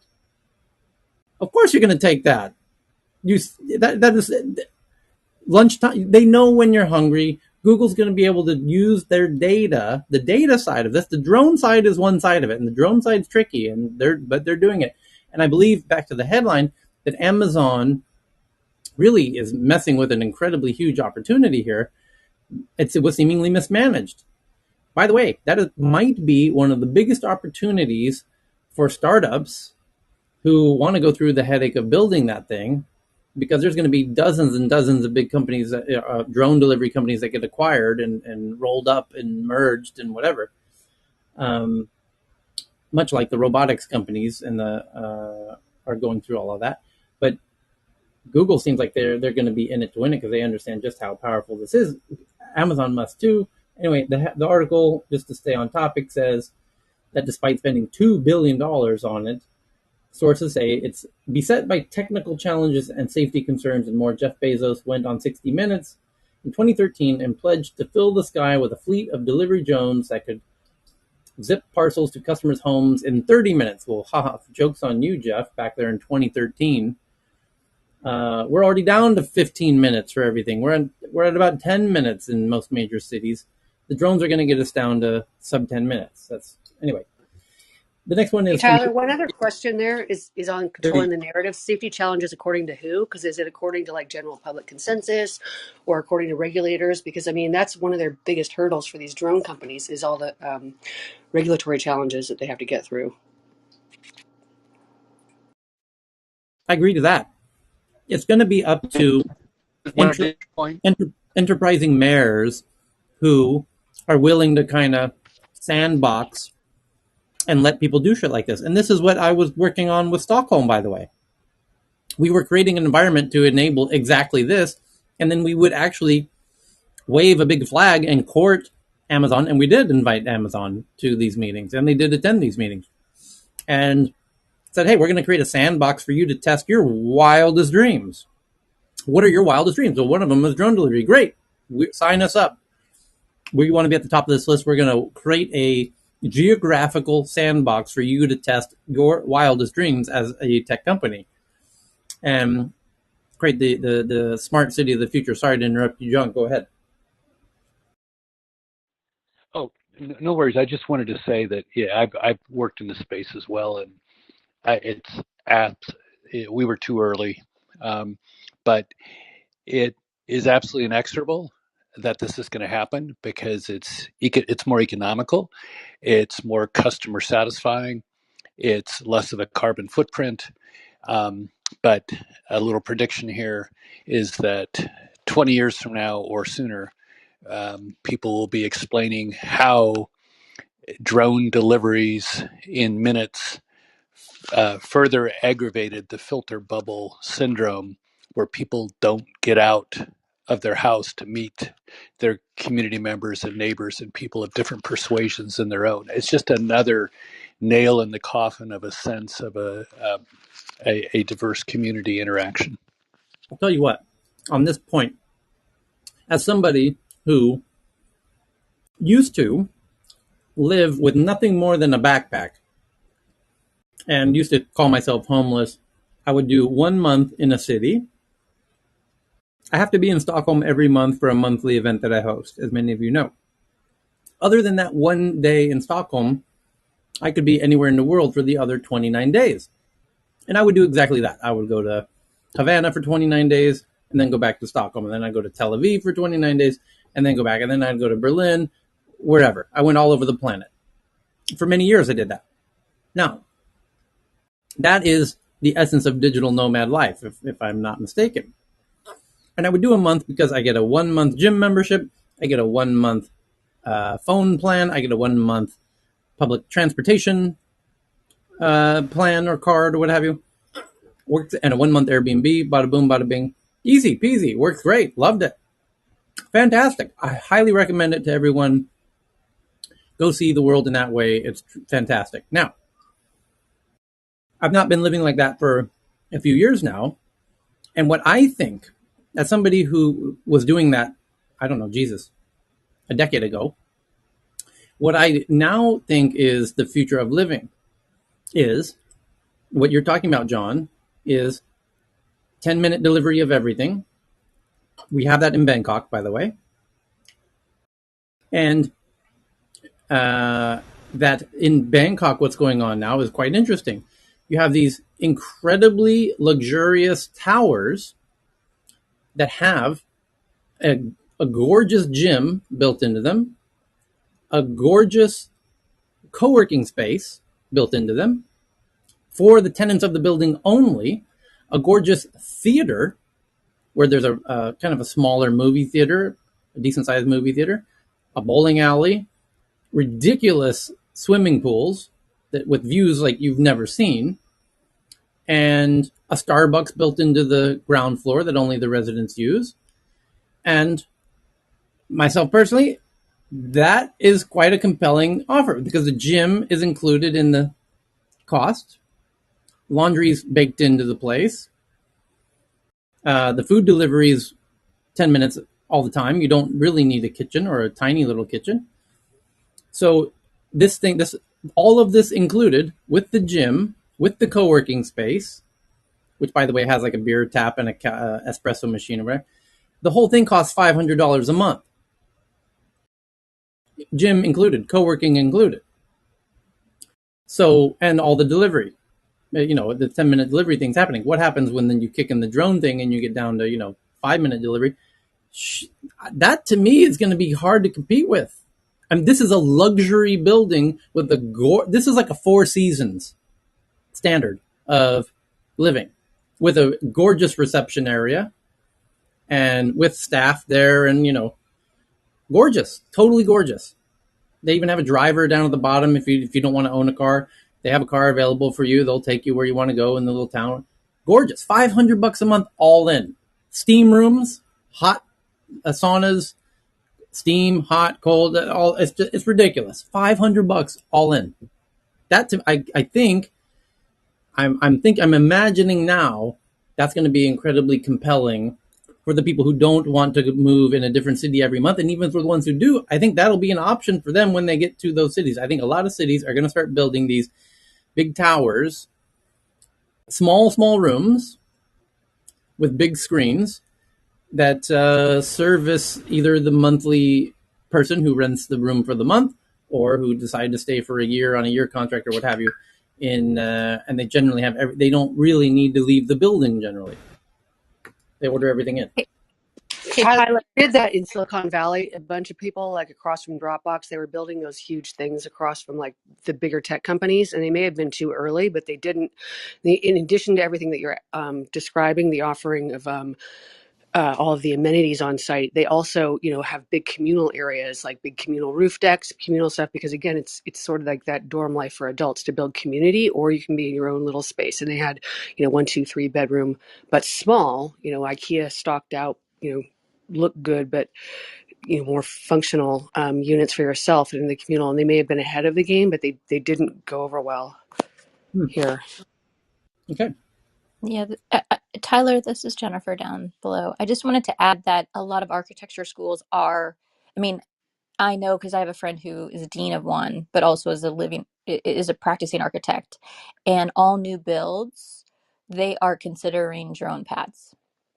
Whoa. So something that in architecture school they are working on, as well as when they are designing new homes, they are thinking this way. So it's something that is in urban planning, they're thinking this way, and in architecture school and architects when they are designing are thinking about this Wow. for single family homes as well as commercial. Wow. It's absolutely inexorable. This is a mega trend that's unstoppable because there is not a single disadvantage. Okay. How does John? Can I ask a question or anybody? Because I mean, John, you're from California. You get this. California just passed a law trying to shrink the size of plots of land so that they could build more dense housing to deal with the housing problem in California. So how does that comport with extra space you need for a drone pad? That's pretty easy actually. And I'm sure that Jennifer could speak to this, but my design from many years ago is that you have self-addressing packages that can be dropped into a single a structure in a multi unit development or Got it. business or Okay. whatever, and then just sort it into the box, and you have your own personal box, and it ends up there accurately through the sorting, automated robotic sorting mechanism. So it's pretty clean. But to your other question about the zoning in California, I'm pretty actively involved in some abuses of that new ordinance that are being perpetrated by developers and some universities as well. Oh, I'd love to hear about that, John. And are you by universities? Are you at all talking about the Berkeley stuff where they won't allow additional dorms? Um, that's one of three in the UC system. Berkeley, UCLA, and UC San Diego are all going down this path. Honestly, I grew up in Berkeley, and that just disgusts me. The university is the best thing that happened to that school, that town. So I'm reading a bit of this article about Amazon's fumbled drone delivery program. It says Amazon plans to ramp up testing in the coming months, having missed a goal of conducting 2,500 test flights last year. According to documents reviewed by Bloomberg, the company has set an even loftier target of 12,000 for this year, although fewer than 200 have been completed as of late February. The company plans to add new testing locations this year in College Station, Texas, about 100 miles northeast of Austin, and in Lockford, California, near Stockton. Amazon also hopes to start testing drones beyond the sight of flight observers, according to documents reviewed by Bloomberg, the key step toward proving their ability to fly autonomously.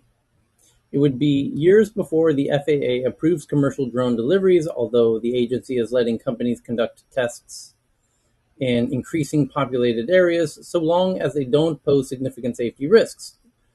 But the prospect of replacing human drivers with flying robots appeals to online retailers, obviously, because 30-minute shipping is expected to become standard for certain deliveries such as medicine, snacks, and baby products. Amazon drones could fan out to up to 7 miles or 11 kilometers from a delivery station, breezing up in all directions, by the way.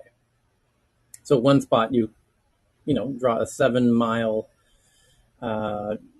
circle from the center. Modified by the wind, Tyler. So if the Sure. which could be quite significant somewhere windy, actually, it might go. It might go. Well, I presume they're doing 7 miles in still air, so it might be 12 miles downwind and 3 or 4 upwind or something. It could affect it quite a lot. Just FYI. Right. That means the points would need to be 14 miles apart or 22 kilometers apart. That's quite a significant distance between 2 points, delivery stations. Breezing above traffic to deliver packages weighing as much as 5 pounds or 2.3 kilometers within a half hour of customer clicking buy. The speed would finally make ordering for Amazon as quick as a trip to the store and help offset one of the biggest costs of e-commerce, paying someone to drive packages to homes. Exactly right. You just removed the human and the expensive vehicles from doing the regular delivery. The delivery cost just went down substantially. And more importantly, not only does the cost go down substantially, which is a huge determining factor for you making your order, but also the debate between should I go out and get this thing or should I order it in? Well, when the thing can come to you faster than you can go to it by a substantial margin, like it's half the time if you have it delivered than for you to go get it. Let me put it this way: if it's equal time for you to receive it or for you to get it, at that point, you subconsciously do a little calculation. You're about to buy something that says, hey, we can bring that to you in the same amount of time it takes for you to get it. You subconsciously say, oh, well, what does it cost for the delivery? That's what goes through your mind when you see that. It says, we can bring this to you in X minutes. And that X is the same amount of time it takes for you to go get it. The next thing you do is the Y variable, which is the cost. Your brain will say, oh, it's the same. Oh, well, what's the cost? Because if the cost is low, then I'll probably have it delivered. So keep in mind, the X and the Y are going to both go down substantially. The time will go down, so it'll be actually faster to have it delivered by drone, like significantly faster, like half the time. So you can have it half that you can, if instead of it's going to take you 10 minutes to go get it, we'll have it there for you in 5 minutes. Now your brain is thinking, well, shit, as long as it's not like quite expensive, then I think I'm going to do that, right? Well, guess what? The Y is also less than it used to be, and probably less than it cost you to go get it. So that's Hey, wait, why. Tyler, can I add some more data points there? Because time isn't the only factor. It's not just X and Y. Like you're looking at individual deliveries, like your coffee in the morning might be an individual delivery. Is it, is it faster? But then you got to look at the effort to get up, get dressed, go get it. How far away is it? But it's to John's earlier point, what's the social interaction you're missing or the community interaction you're missing? And are these individual deliveries versus, Hang on, hang on. yeah. I get that. This is a great point. I'm here to tell you, having lived in Tokyo, having lived and worked in Scandinavia, these places, this is going to come as a bit of a surprise to a lot of the world. This is a huge benefit that you will not have to interact with anybody. A huge selling point. Yes. It's a misanthrope's dream. Well, It might be to them, but it's a minus. I mean, like in the Western world, that's a I get that. minus. I get that. I'm here. Here's what the reasons I love Japan and Scandinavia is because I think in many ways, you've heard me say many times, these two particular places, I believe, are a little bit further down the cultural evolution curve. What happens in Japan and in Sweden, very notably, ends up happening in quote unquote California 5 to 10 years later. So I believe that this is likely to become more common even amongst Americans, as crazy, gregarious as we are, and as starved for chit chat and small talk as we are. I believe that we'll start to see a bit of a cultural shift towards lack of talking with strangers. No, we already do. We already do, Tyler. I agree with you on that one. I think that it's more xenophobia and lack of talking to strangers, but I think that that's to the detriment of society, not being exposed to diversity and other people, and just honestly, I think that I the will. loneliness is I will. increasing. Oh, and let me be the first to respond and say I agree with you on that point 1,000%. I'm not saying I'm not making the claim that this is. I want to be clear. I'm not at all making the claim that this is a good change that's happening. I'll even go so far as to say it's not really a good thing that's happening. I think it's. I feel bad for my Japanese and Scandinavian friends that they are missing out on, you know, that to me is one of the fun parts of living in the U.S. in California, or where, the parts of the world where we do engage in why we decide to talk with people we have no no familiarity with at all, complete strangers. Why we To them that's truly bizarre, by the way, but to us it's actually, when you've been removed from it for a while, living in Scandinavia, and you're not allowed to talk to people you don't know, when you go back to it and then you realize, oh my god, I grew up with this thing that I didn't realize parts of the world don't do, and then you go back to doing it. I have a newfound appreciation for small talk with the grandma at the bus stop, if that makes sense. It's Yeah, actually, Tyler, Well, and and just members of your community that you're not going to see anymore and make friends with walking down the street, or that you're regular person at the coffee shop, or people that they're strangers. It's not even 100% stranger. They might be acquaintances or people that you would develop relationships with that you won't have that collision with, I'd say, and repeated I'm collision. I'm kind of all you need excited about all you need to having do one is less. ask a. Oh, sorry. No, no, go ahead. I was just going to say I'm kind of excited about having one less conversation about the weather. yeah, you would go live in Japan for, and I say this with love, go to a place where you're not allowed, actually not allowed to, really not allowed to. They will look at you like you are a psycho killer if you try and engage with them on any level in public, and they'll walk away with with a scared look on their face, like you're assaulting them. And then you'll stop trying to engage with people, and then you'll realize, okay, this is really not welcomed at all, and I'm scaring people, so I'm going to stop trying to have small talk with people at the bus stop. And then you just don't, and you go around, and it is kind of isolating, and it is a bit lonely. And then you go back to where Pasadena, or where Santa Monica, and you'll sit. The first thing you'll be surprised is how everyone wants to talk to you, and you're like, holy shit, everyone wants to talk to me. And and you have some chit chat, and then strangely you have a newfound appreciation for it, which I never thought that I would. And of course, the conversations are rather banal from time to time. Once in a while, you do get those really interesting gem, you know, uh, moments with folks, that you'll never see again, and Yeah, you have the opportunity to create whatever conversation you want. So the weather, I mean, I know someone's being facetious there about the weather, but that's the whole thing, is to try and create more meaningful, spot interactions. Just, okay. sort of And fabric. what's Well, funny is and that if you go the in reason I metaverse, characterize the reason I characterize the drone delivery as another nail in the coffin of the social fabric is because talk to any tween or teen today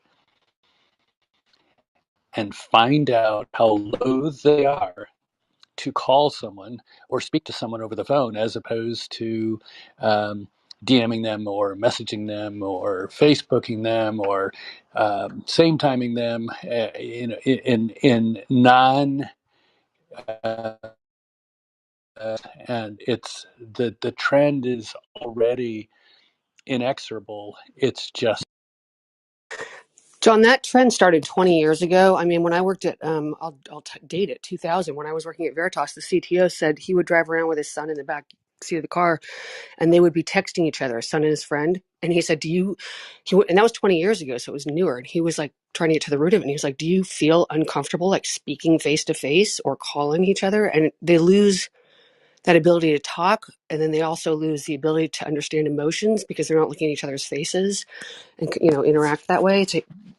This is definitely something going on. it, Yeah. exactly, and it was almost that long ago where my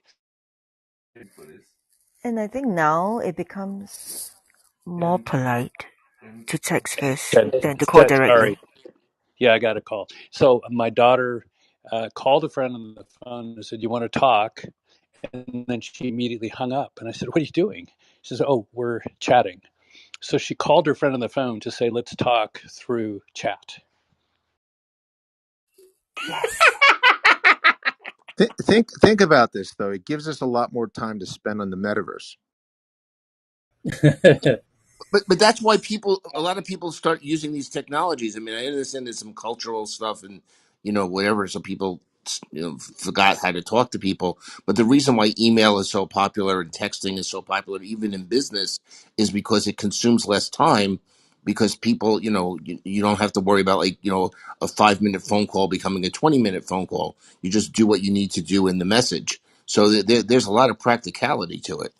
Can you No, just Ken, talk? I'm coming from an email person. I'm a heavy email in work, and I can't stand it when people call me. But that's to my detriment because you can, in many cases, instead of 50 emails back and forth, the other big benefit of email is that it's asynchronous, right? So I can get to it when I want to.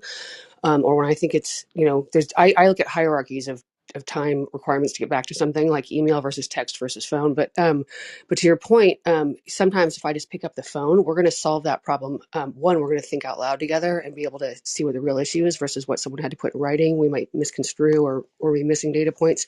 So there's, huge benefits to it, but there's also detriments to it. And that, I recognize I can pick up the phone more often. So that's my perspective. Yeah, sometimes it's much quicker to actually resolve an issue with a live conversation that's interactive versus 50, 100 emails that you're actually not still not knowing what the other side needed or what you need to do with them. I was actually hiking yesterday and lost track with my group, and I ran into another person who was also looking at the directions. So this goes back to what we were talking about, just random small talk conversation. And it's very interesting. I think these type of random meeting community members and having this type of small talk is not just about weather or whatever the fashion. We started talking about hearing loss, and she actually worked at Stanford. So it brings me to a point where if the trend goes forward, where we're having less and less human interactions with all this drone, the texting, the messaging, I don't necessarily think it's going to be conducive to more, exciting innovations. I remember in graduate school, the building designs were specifically for forcing people to cross each other in the hallway, whether it's going to the bathroom or coffee shops.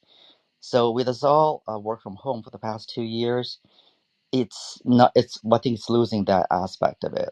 So I'm not saying that the trend is stoppable, but still, many people have recognized that this whole metaverse virtual interactions isn't really all that we need to do. We still have to maintain some part of analog lifestyle going forward.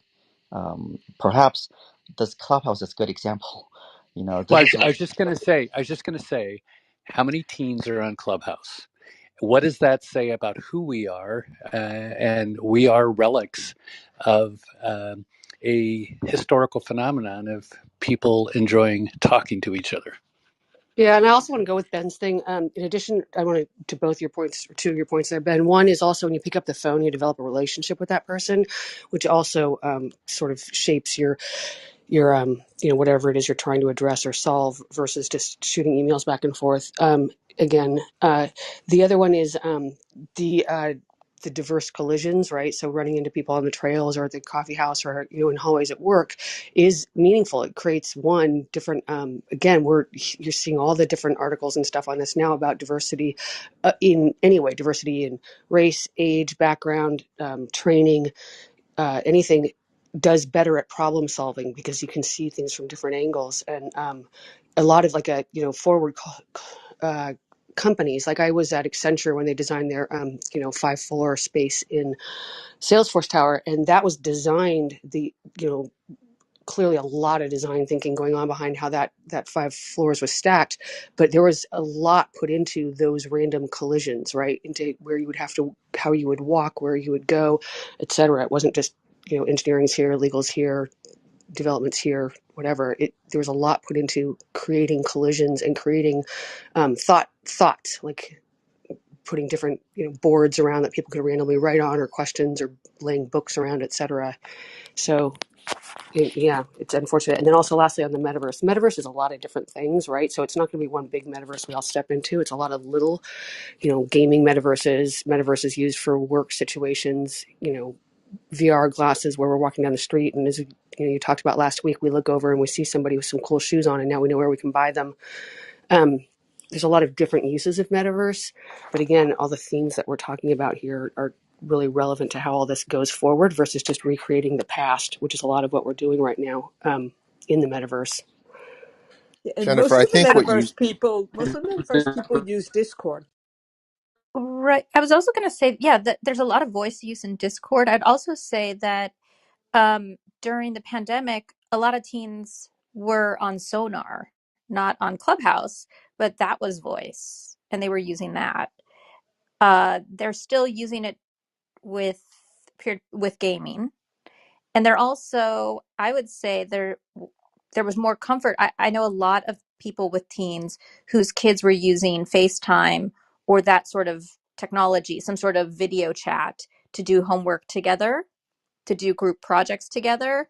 So I see the opposite. I see that there's more need to do that. They're realizing like this isn't fun to be so solo and to not talk to people. So I think this younger generation is actually going back to interacting more with people, maybe in different ways, like you said, Jennifer, maybe in the metaverse, maybe in games, but they're still valuing interaction versus just text.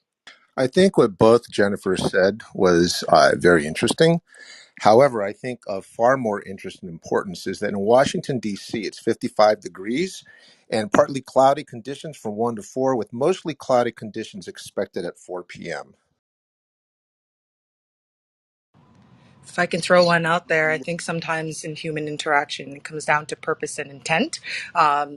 Japan was an interesting one because as much as it said that they'd get uncomfortable when I was there, I found them to be the most helpful and friendly people. Like when I asked for directions, some of them would actually walk me towards the opposite direction of where they're going or get up to stand next to me to show me. But I think, and they really loved it. I think because, the purpose and intention was clear. I had a purpose. My intention was to find my way. And to them, that's not threatening. And if you think about that, I guess in the fabric of human interaction, very rarely you would really want to interact without purpose and intent. And where I personally find it uncomfortable is when it's unclear what the purpose and intent is and if there is alignment. Because, I think as a woman, especially, the most uncomfortable is when, there's a stranger speaking to you and you're really questioning their purpose and intentions and whether that aligns. And, if most likely it doesn't, you really want to end that soon and don't want to veer off in a different path. So when it comes to teens, sometimes you kind of wonder whether it's because at that age you're still figuring out your purpose and intentions, right? And their interactions maybe sometimes fall more towards killing time for stimulation rather than purpose. So yeah, something I want to throw out there. Okay. Next article is that China has approved the first batch of video game licenses since its freeze in July. Games from Tencent and NetEase were not approved. China has approved the first batch of video game licenses since July. People familiar with the matter said, ending a months-long hiatus that put the world's largest mobile gaming arena on edge. Indeed, China stopped video game production, essentially, which is they don't think it's good for the birth rate, would be the most likely plausible thought behind why they would do such a thing. The next article is from the Wall Street Journal. It says, a look at the regulations that New York, Barcelona, Amsterdam, Helsinki, and other cities are adopting as they increasingly use AI to provide public services. A look at what New York, London, Barcelona, and other places are doing to establish regulations that other cities and countries may want to copy. So what are these changes that they're making there? It says, as cities and states roll out algorithms to help them provide services like policing and traffic management, they are also racing to come up with policies for using this new technology. AI at its worst can disadvantage already marginalized groups, adding the human-driven bias in hiring, policing, and other areas, and its decisions can often be opaque, making it difficult to tell how to fix that bias as well as other problems. Cities are looking at a number of solutions to these problems. Some require disclosure when an AI model is used in decisions, while others mandate audits of algorithms, track where AIs cause harm, or seek public input where putting new AI systems in place. Okay, so they want to force more transparency into the. I'm sure they give an example here. It says, explaining algorithms. Amsterdam and Helsinki. One of the biggest complaints against AI is that it makes decisions that can't be explained, which can lead to complaints about arbitrary or even biased results. And they want to be able to audit the AIs and have more transparency about how it makes its decisions. Okay, so the next one is Shopify. Shopify is asking investors to approve changes to its share structures that give 40% voting power to the CEO, up from 34%, and proposes a 10-for-1 stock split. And are there any other big headlines today other than a bunch of fundraising announcements? Supply chain visibility tools. It's a bunch of fundraising announcements. Coinbase temporarily disables the option to buy crypto with the UPI in India after the payments body in India said it's not aware of any crypto. So Coinbase is trying to figure out, and India and Coinbase are trying to work things out. That's an update on those two headlines we read last week. A hacking group called NB65 claims it altered Conti's leaked ransomware to attack Russian entities, including space agency Roscosmos and ITV and radio broadcaster VGTRK. So they're spinning Conti's ransomware back on itself and attacking Russia with their own ransomware. That's kind of clever hacker stuff. And those are your big boring headlines today. So we get to go into the tweets. Let me refresh one time, Cheryl, to see if there's anything new. There's not. Good. So the first tweet that I wanted to share today comes from BB. That is from Nikkei Japan. It says no credit card needed with Hitachi's fingertip payment system. The service will be offered to hotels and retailers and can also verify vaccine records with your fingertips, like your fingerprint. Service offered to hotels and can handle vaccine records. No credit card needed with Hitachi's fingertip payment system out of Japan. There's one, of course, very big problem with this, which is very obvious to anyone who grew up in a Christian environment or went to a private, anyone who's familiar with the book of Revelations to any degree knows that John, Apostle John, when he was doing his thing with the book of Revelations, predicted that in the future, that the beast that tries to control everything will force that you will not be able to buy or sell anything without the mark of the beast on your right hand or your forehead. And so you have generations and millions of Christians on the lookout for anything that forces humans to adopt a payment system using their hand or their forehead, specifically their right hand. And in the photograph for this technology, it shows a Japanese guy paying at what appears to be a hotel lobby with his right hand. Amazon as well is working on exactly the same thing. And the problem is, if this gets any traction at all, you will see one of the most, if you think January 6th was, people getting a little irate, that is relatively mild to what, the Christian communities will do if these things start gaining popularity, and especially if regulators start implying that people need to start adopting this. It'll be met with more holy cow. I can only imagine how this is going to play out. So the next one, although on the face of it, Book of Revelation aside, that sounds pretty freaking cool. Why wouldn't you want to pay with things with your fingerprint or your iris? Oh shit! Oh wow! Turns out that your two biometric identities are your fingerprint on your hand and or right next to your forehead, your iris. Geez, how the hell did that guy predict that? That is kind of wild.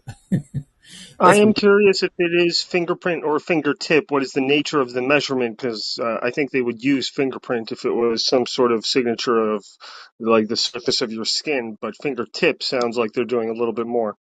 Yeah, it's yeah. In the Just photo, it's a freehand, so I believe they took more than one finger. well, So I can tell you in Thailand, when you arrive at immigration, at all immigration counters in all of Thailand, you now place your four fingertips on your on both hands. You do your right hand first, and then your left hand, so they get your eight fingertips every time you come in or out of Thailand. So the next article, Tyler, so another related article from BBC, so I think it's interesting. So another guy, a guy called Patrick Palman, so he implants a microchip on his hand, so he can pay with this chip. That we've means had we've had this in Sweden for about 8 years now. oh, in your hand implanted. Yeah. In Oh, fact, okay, one of our but it's one of our volunteer. largest co-working spaces is where this guy works, and a lot of the people at that co-working space use it to enter the building there, in addition to paying for things there. So it's free, by How the did way. they implant it? Huh? They did it themselves. I mean, how did they implant that chip? They did it themselves. No, he does it. His name's Hannes. Most people in our Stockholm geek community, it's not a huge community. Everyone kind of knows everybody, and he'll give it to you. I believe he doesn't charge anything. I think he'll do it to you for free if you ask him to do it. Wow, that's cool. He's been in lots and lots of articles. Anyway, the next one is from Evan, or no, Every Urban shares this one, that temperatures on Neptune are mysteriously fluctuating and it doesn't make any sense. There was a sudden drop in the middle of summer on the temperature of Neptune. BB has the next one from South China Morning Post. Shanghai residents offered some hope as e-commerce giants bring deliveries up to speed. Residents rushed to JD.com to order oil, milk, and tissues over the weekend as steps were taken to ensure supplies. And this is just released a few hours ago. I think that this is very, very relative to our discussion previously. Okay. Next one is from Thomas Tong, that thousands of new viruses discovered in the world's oceans. More than 5,000 new RNA virus species have been identified. And that tells you all you need to know, that life somehow miraculously occurs endlessly uh, in the oceans and on land and everywhere. It's amazing how that all works. So the Yeah, next Craig Venter, who was the first to sequence the human genome, that being his own, shortly thereafter sailed around the world sampling ocean for DNA identification of previously unknown species, and what's was the most shocking at the time that he published that initial work was the extraordinary density of bacteria and viruses in every drop of water in every ocean in the world. Hey, And John, just as to that point, also, I've read that with the melting of the permafrost, not melting, but, the softening up, there's also a lot of pathogens that could be released into the atmosphere that have been what we thought was extinct for many, many years. the thing about Craig Venter's voyage that was interesting, which is now not legally possible, back then countries weren't really necessarily aware of their territorial waters and the genetic information therein. So he was able to just freely travel and gather genetic information from all over the world. And some estimates put bacteria and viruses, well, specifically viruses, something like 100 trillion to one in terms of the density on Earth. Most code on Earth, if we're talking about genetic, is viral. So it's we're quite outnumbered. Yeah, and there's more bacterial DNA genomic information in our bodies than there is human DNA. We're basically imposters. Well, we're unwitting members of a much more diverse ecosystem than we care to admit, based on Judeo-Christian philosophies. Indeed. Okay, next up is this BB? BB has this one from Reuters that TikTok's ad revenue will surpass Twitter and Snapchat combined this year. Video sharing app TikTok's advertising revenue is likely to triple to more than $11 billion, exceeding the combined sales of its rivals from Twitter and Snapchat. Next up is from BB, from CNET. Ukrainian drone successes against Russian military show the future of war. The same quadcopters you can buy at Amazon are on the front lines of battle for Ukraine. Gee, wouldn't that have been nice if some really smart person would have come in here into Tech News and just told us that these little commercial drones were going to start being used in wars, especially by countries that lack financial resources. And whoever that person might have been, I'm sure he's brilliant and handsome and But bald. Yeah, Yeah, but Tyler, I didn't say that. no, but I've been saying that for almost a year now. yeah. So, but long before it was done, I think what instigated that whole rant way back in the day? I don't recall.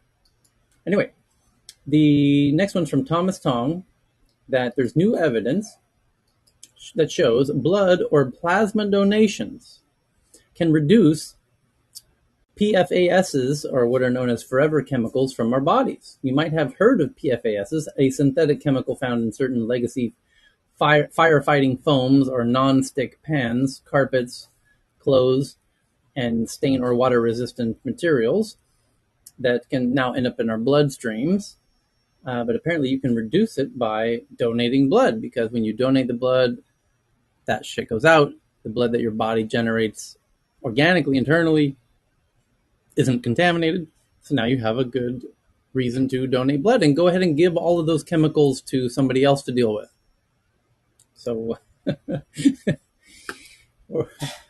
next is from Thomas Tong that mRNA vaccine boosts cancer immunotherapy in early human trial data. Preliminary data presented at the American Association of Cancer Research annual meeting has provided promising signs for a new cancer treatment based on mRNA vaccines, a mRNA vaccine for cancer.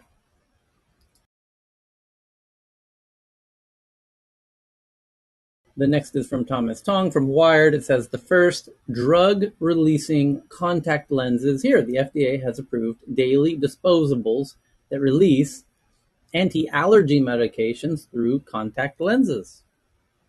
Experts hope lenses could one day help treat cataracts and glaucoma.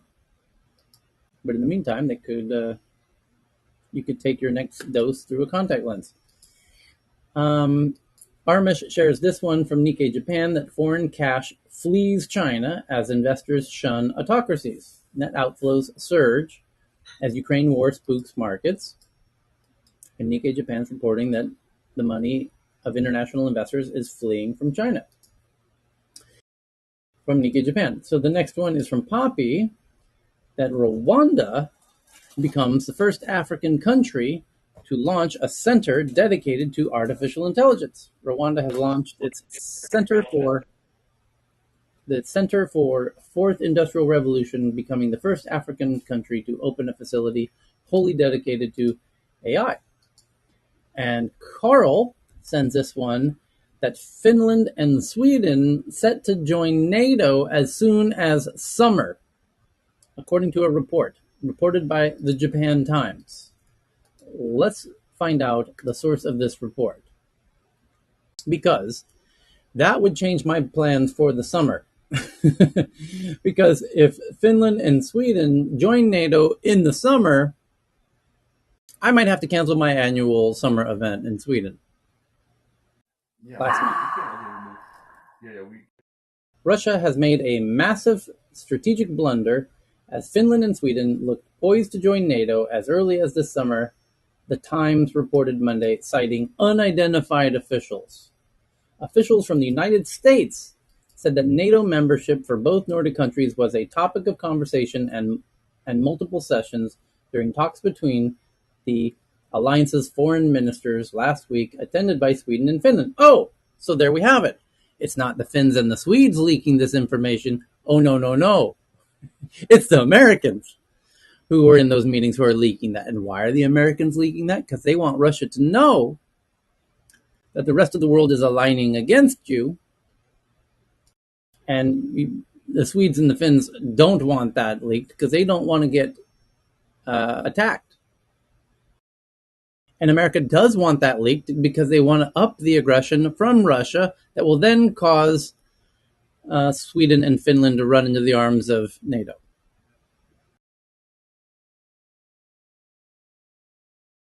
I mean, kind of sneaky shit if America's doing that, is it not? Is that not some sneaky shit? Will it not just accelerate Stalin's move through the EU? Oh, I meant Putin. Excuse me. Cue the Rasputin music. Washington is here's it says right here in this article from Japan Times, Washington is banking on the move. Yeah, this is what Washington wants. This is what the U.S. wants.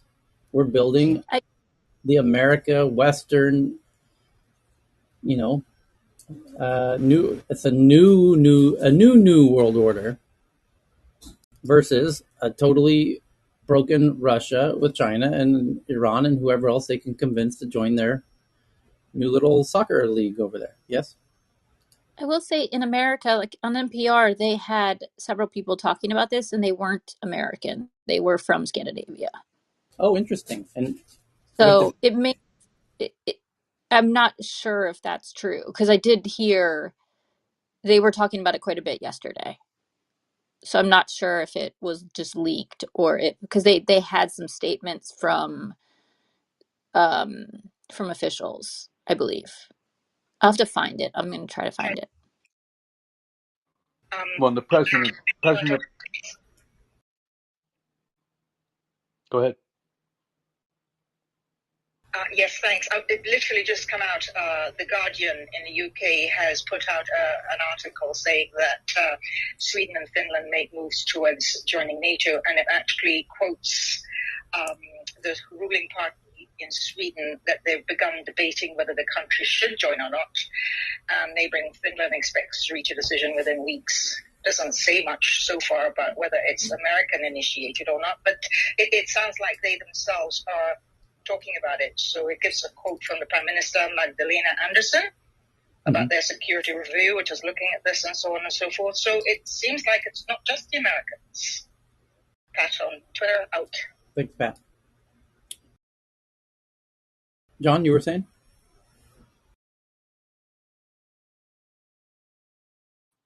Sorry, I had trouble getting off mute. And about 10 days ago, the president of Estonia said, being afraid of Putin escalating, triggering a Putin escalation may bite you badly when he rampages through the Baltics. Joe Biden will speak with Modi in India as U.S. warns India on imports of Russian energy. They will meet virtually on Monday, the White House said. So Biden's going to give Modi a stern talking to about buying that cheap, discounted Russian energy, paid for with Ukrainian blood.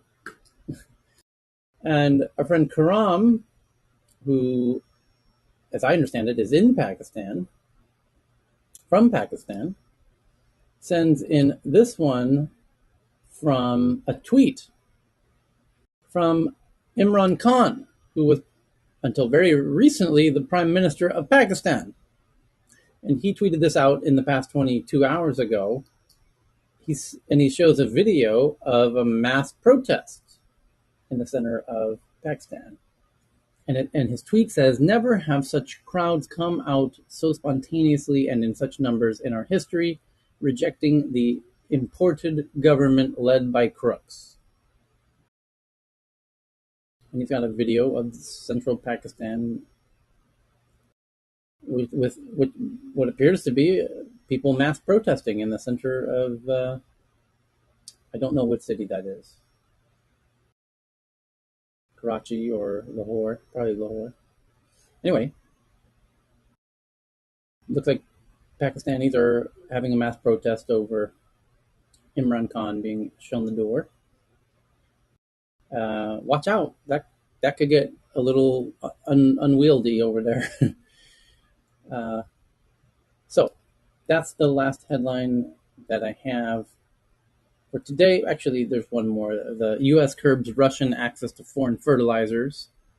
The United States on Friday broadened its export curbs against Russia and Belarus, restricting access to imports of items such as fertilizers. We're turning over every rock possible against to limit Russia's ability to export anything. Okay, so there we go. 15 minutes over, a 3-hour session of tech news around the world. Thank you, everybody, and let's do it again tomorrow. Thank you, everyone.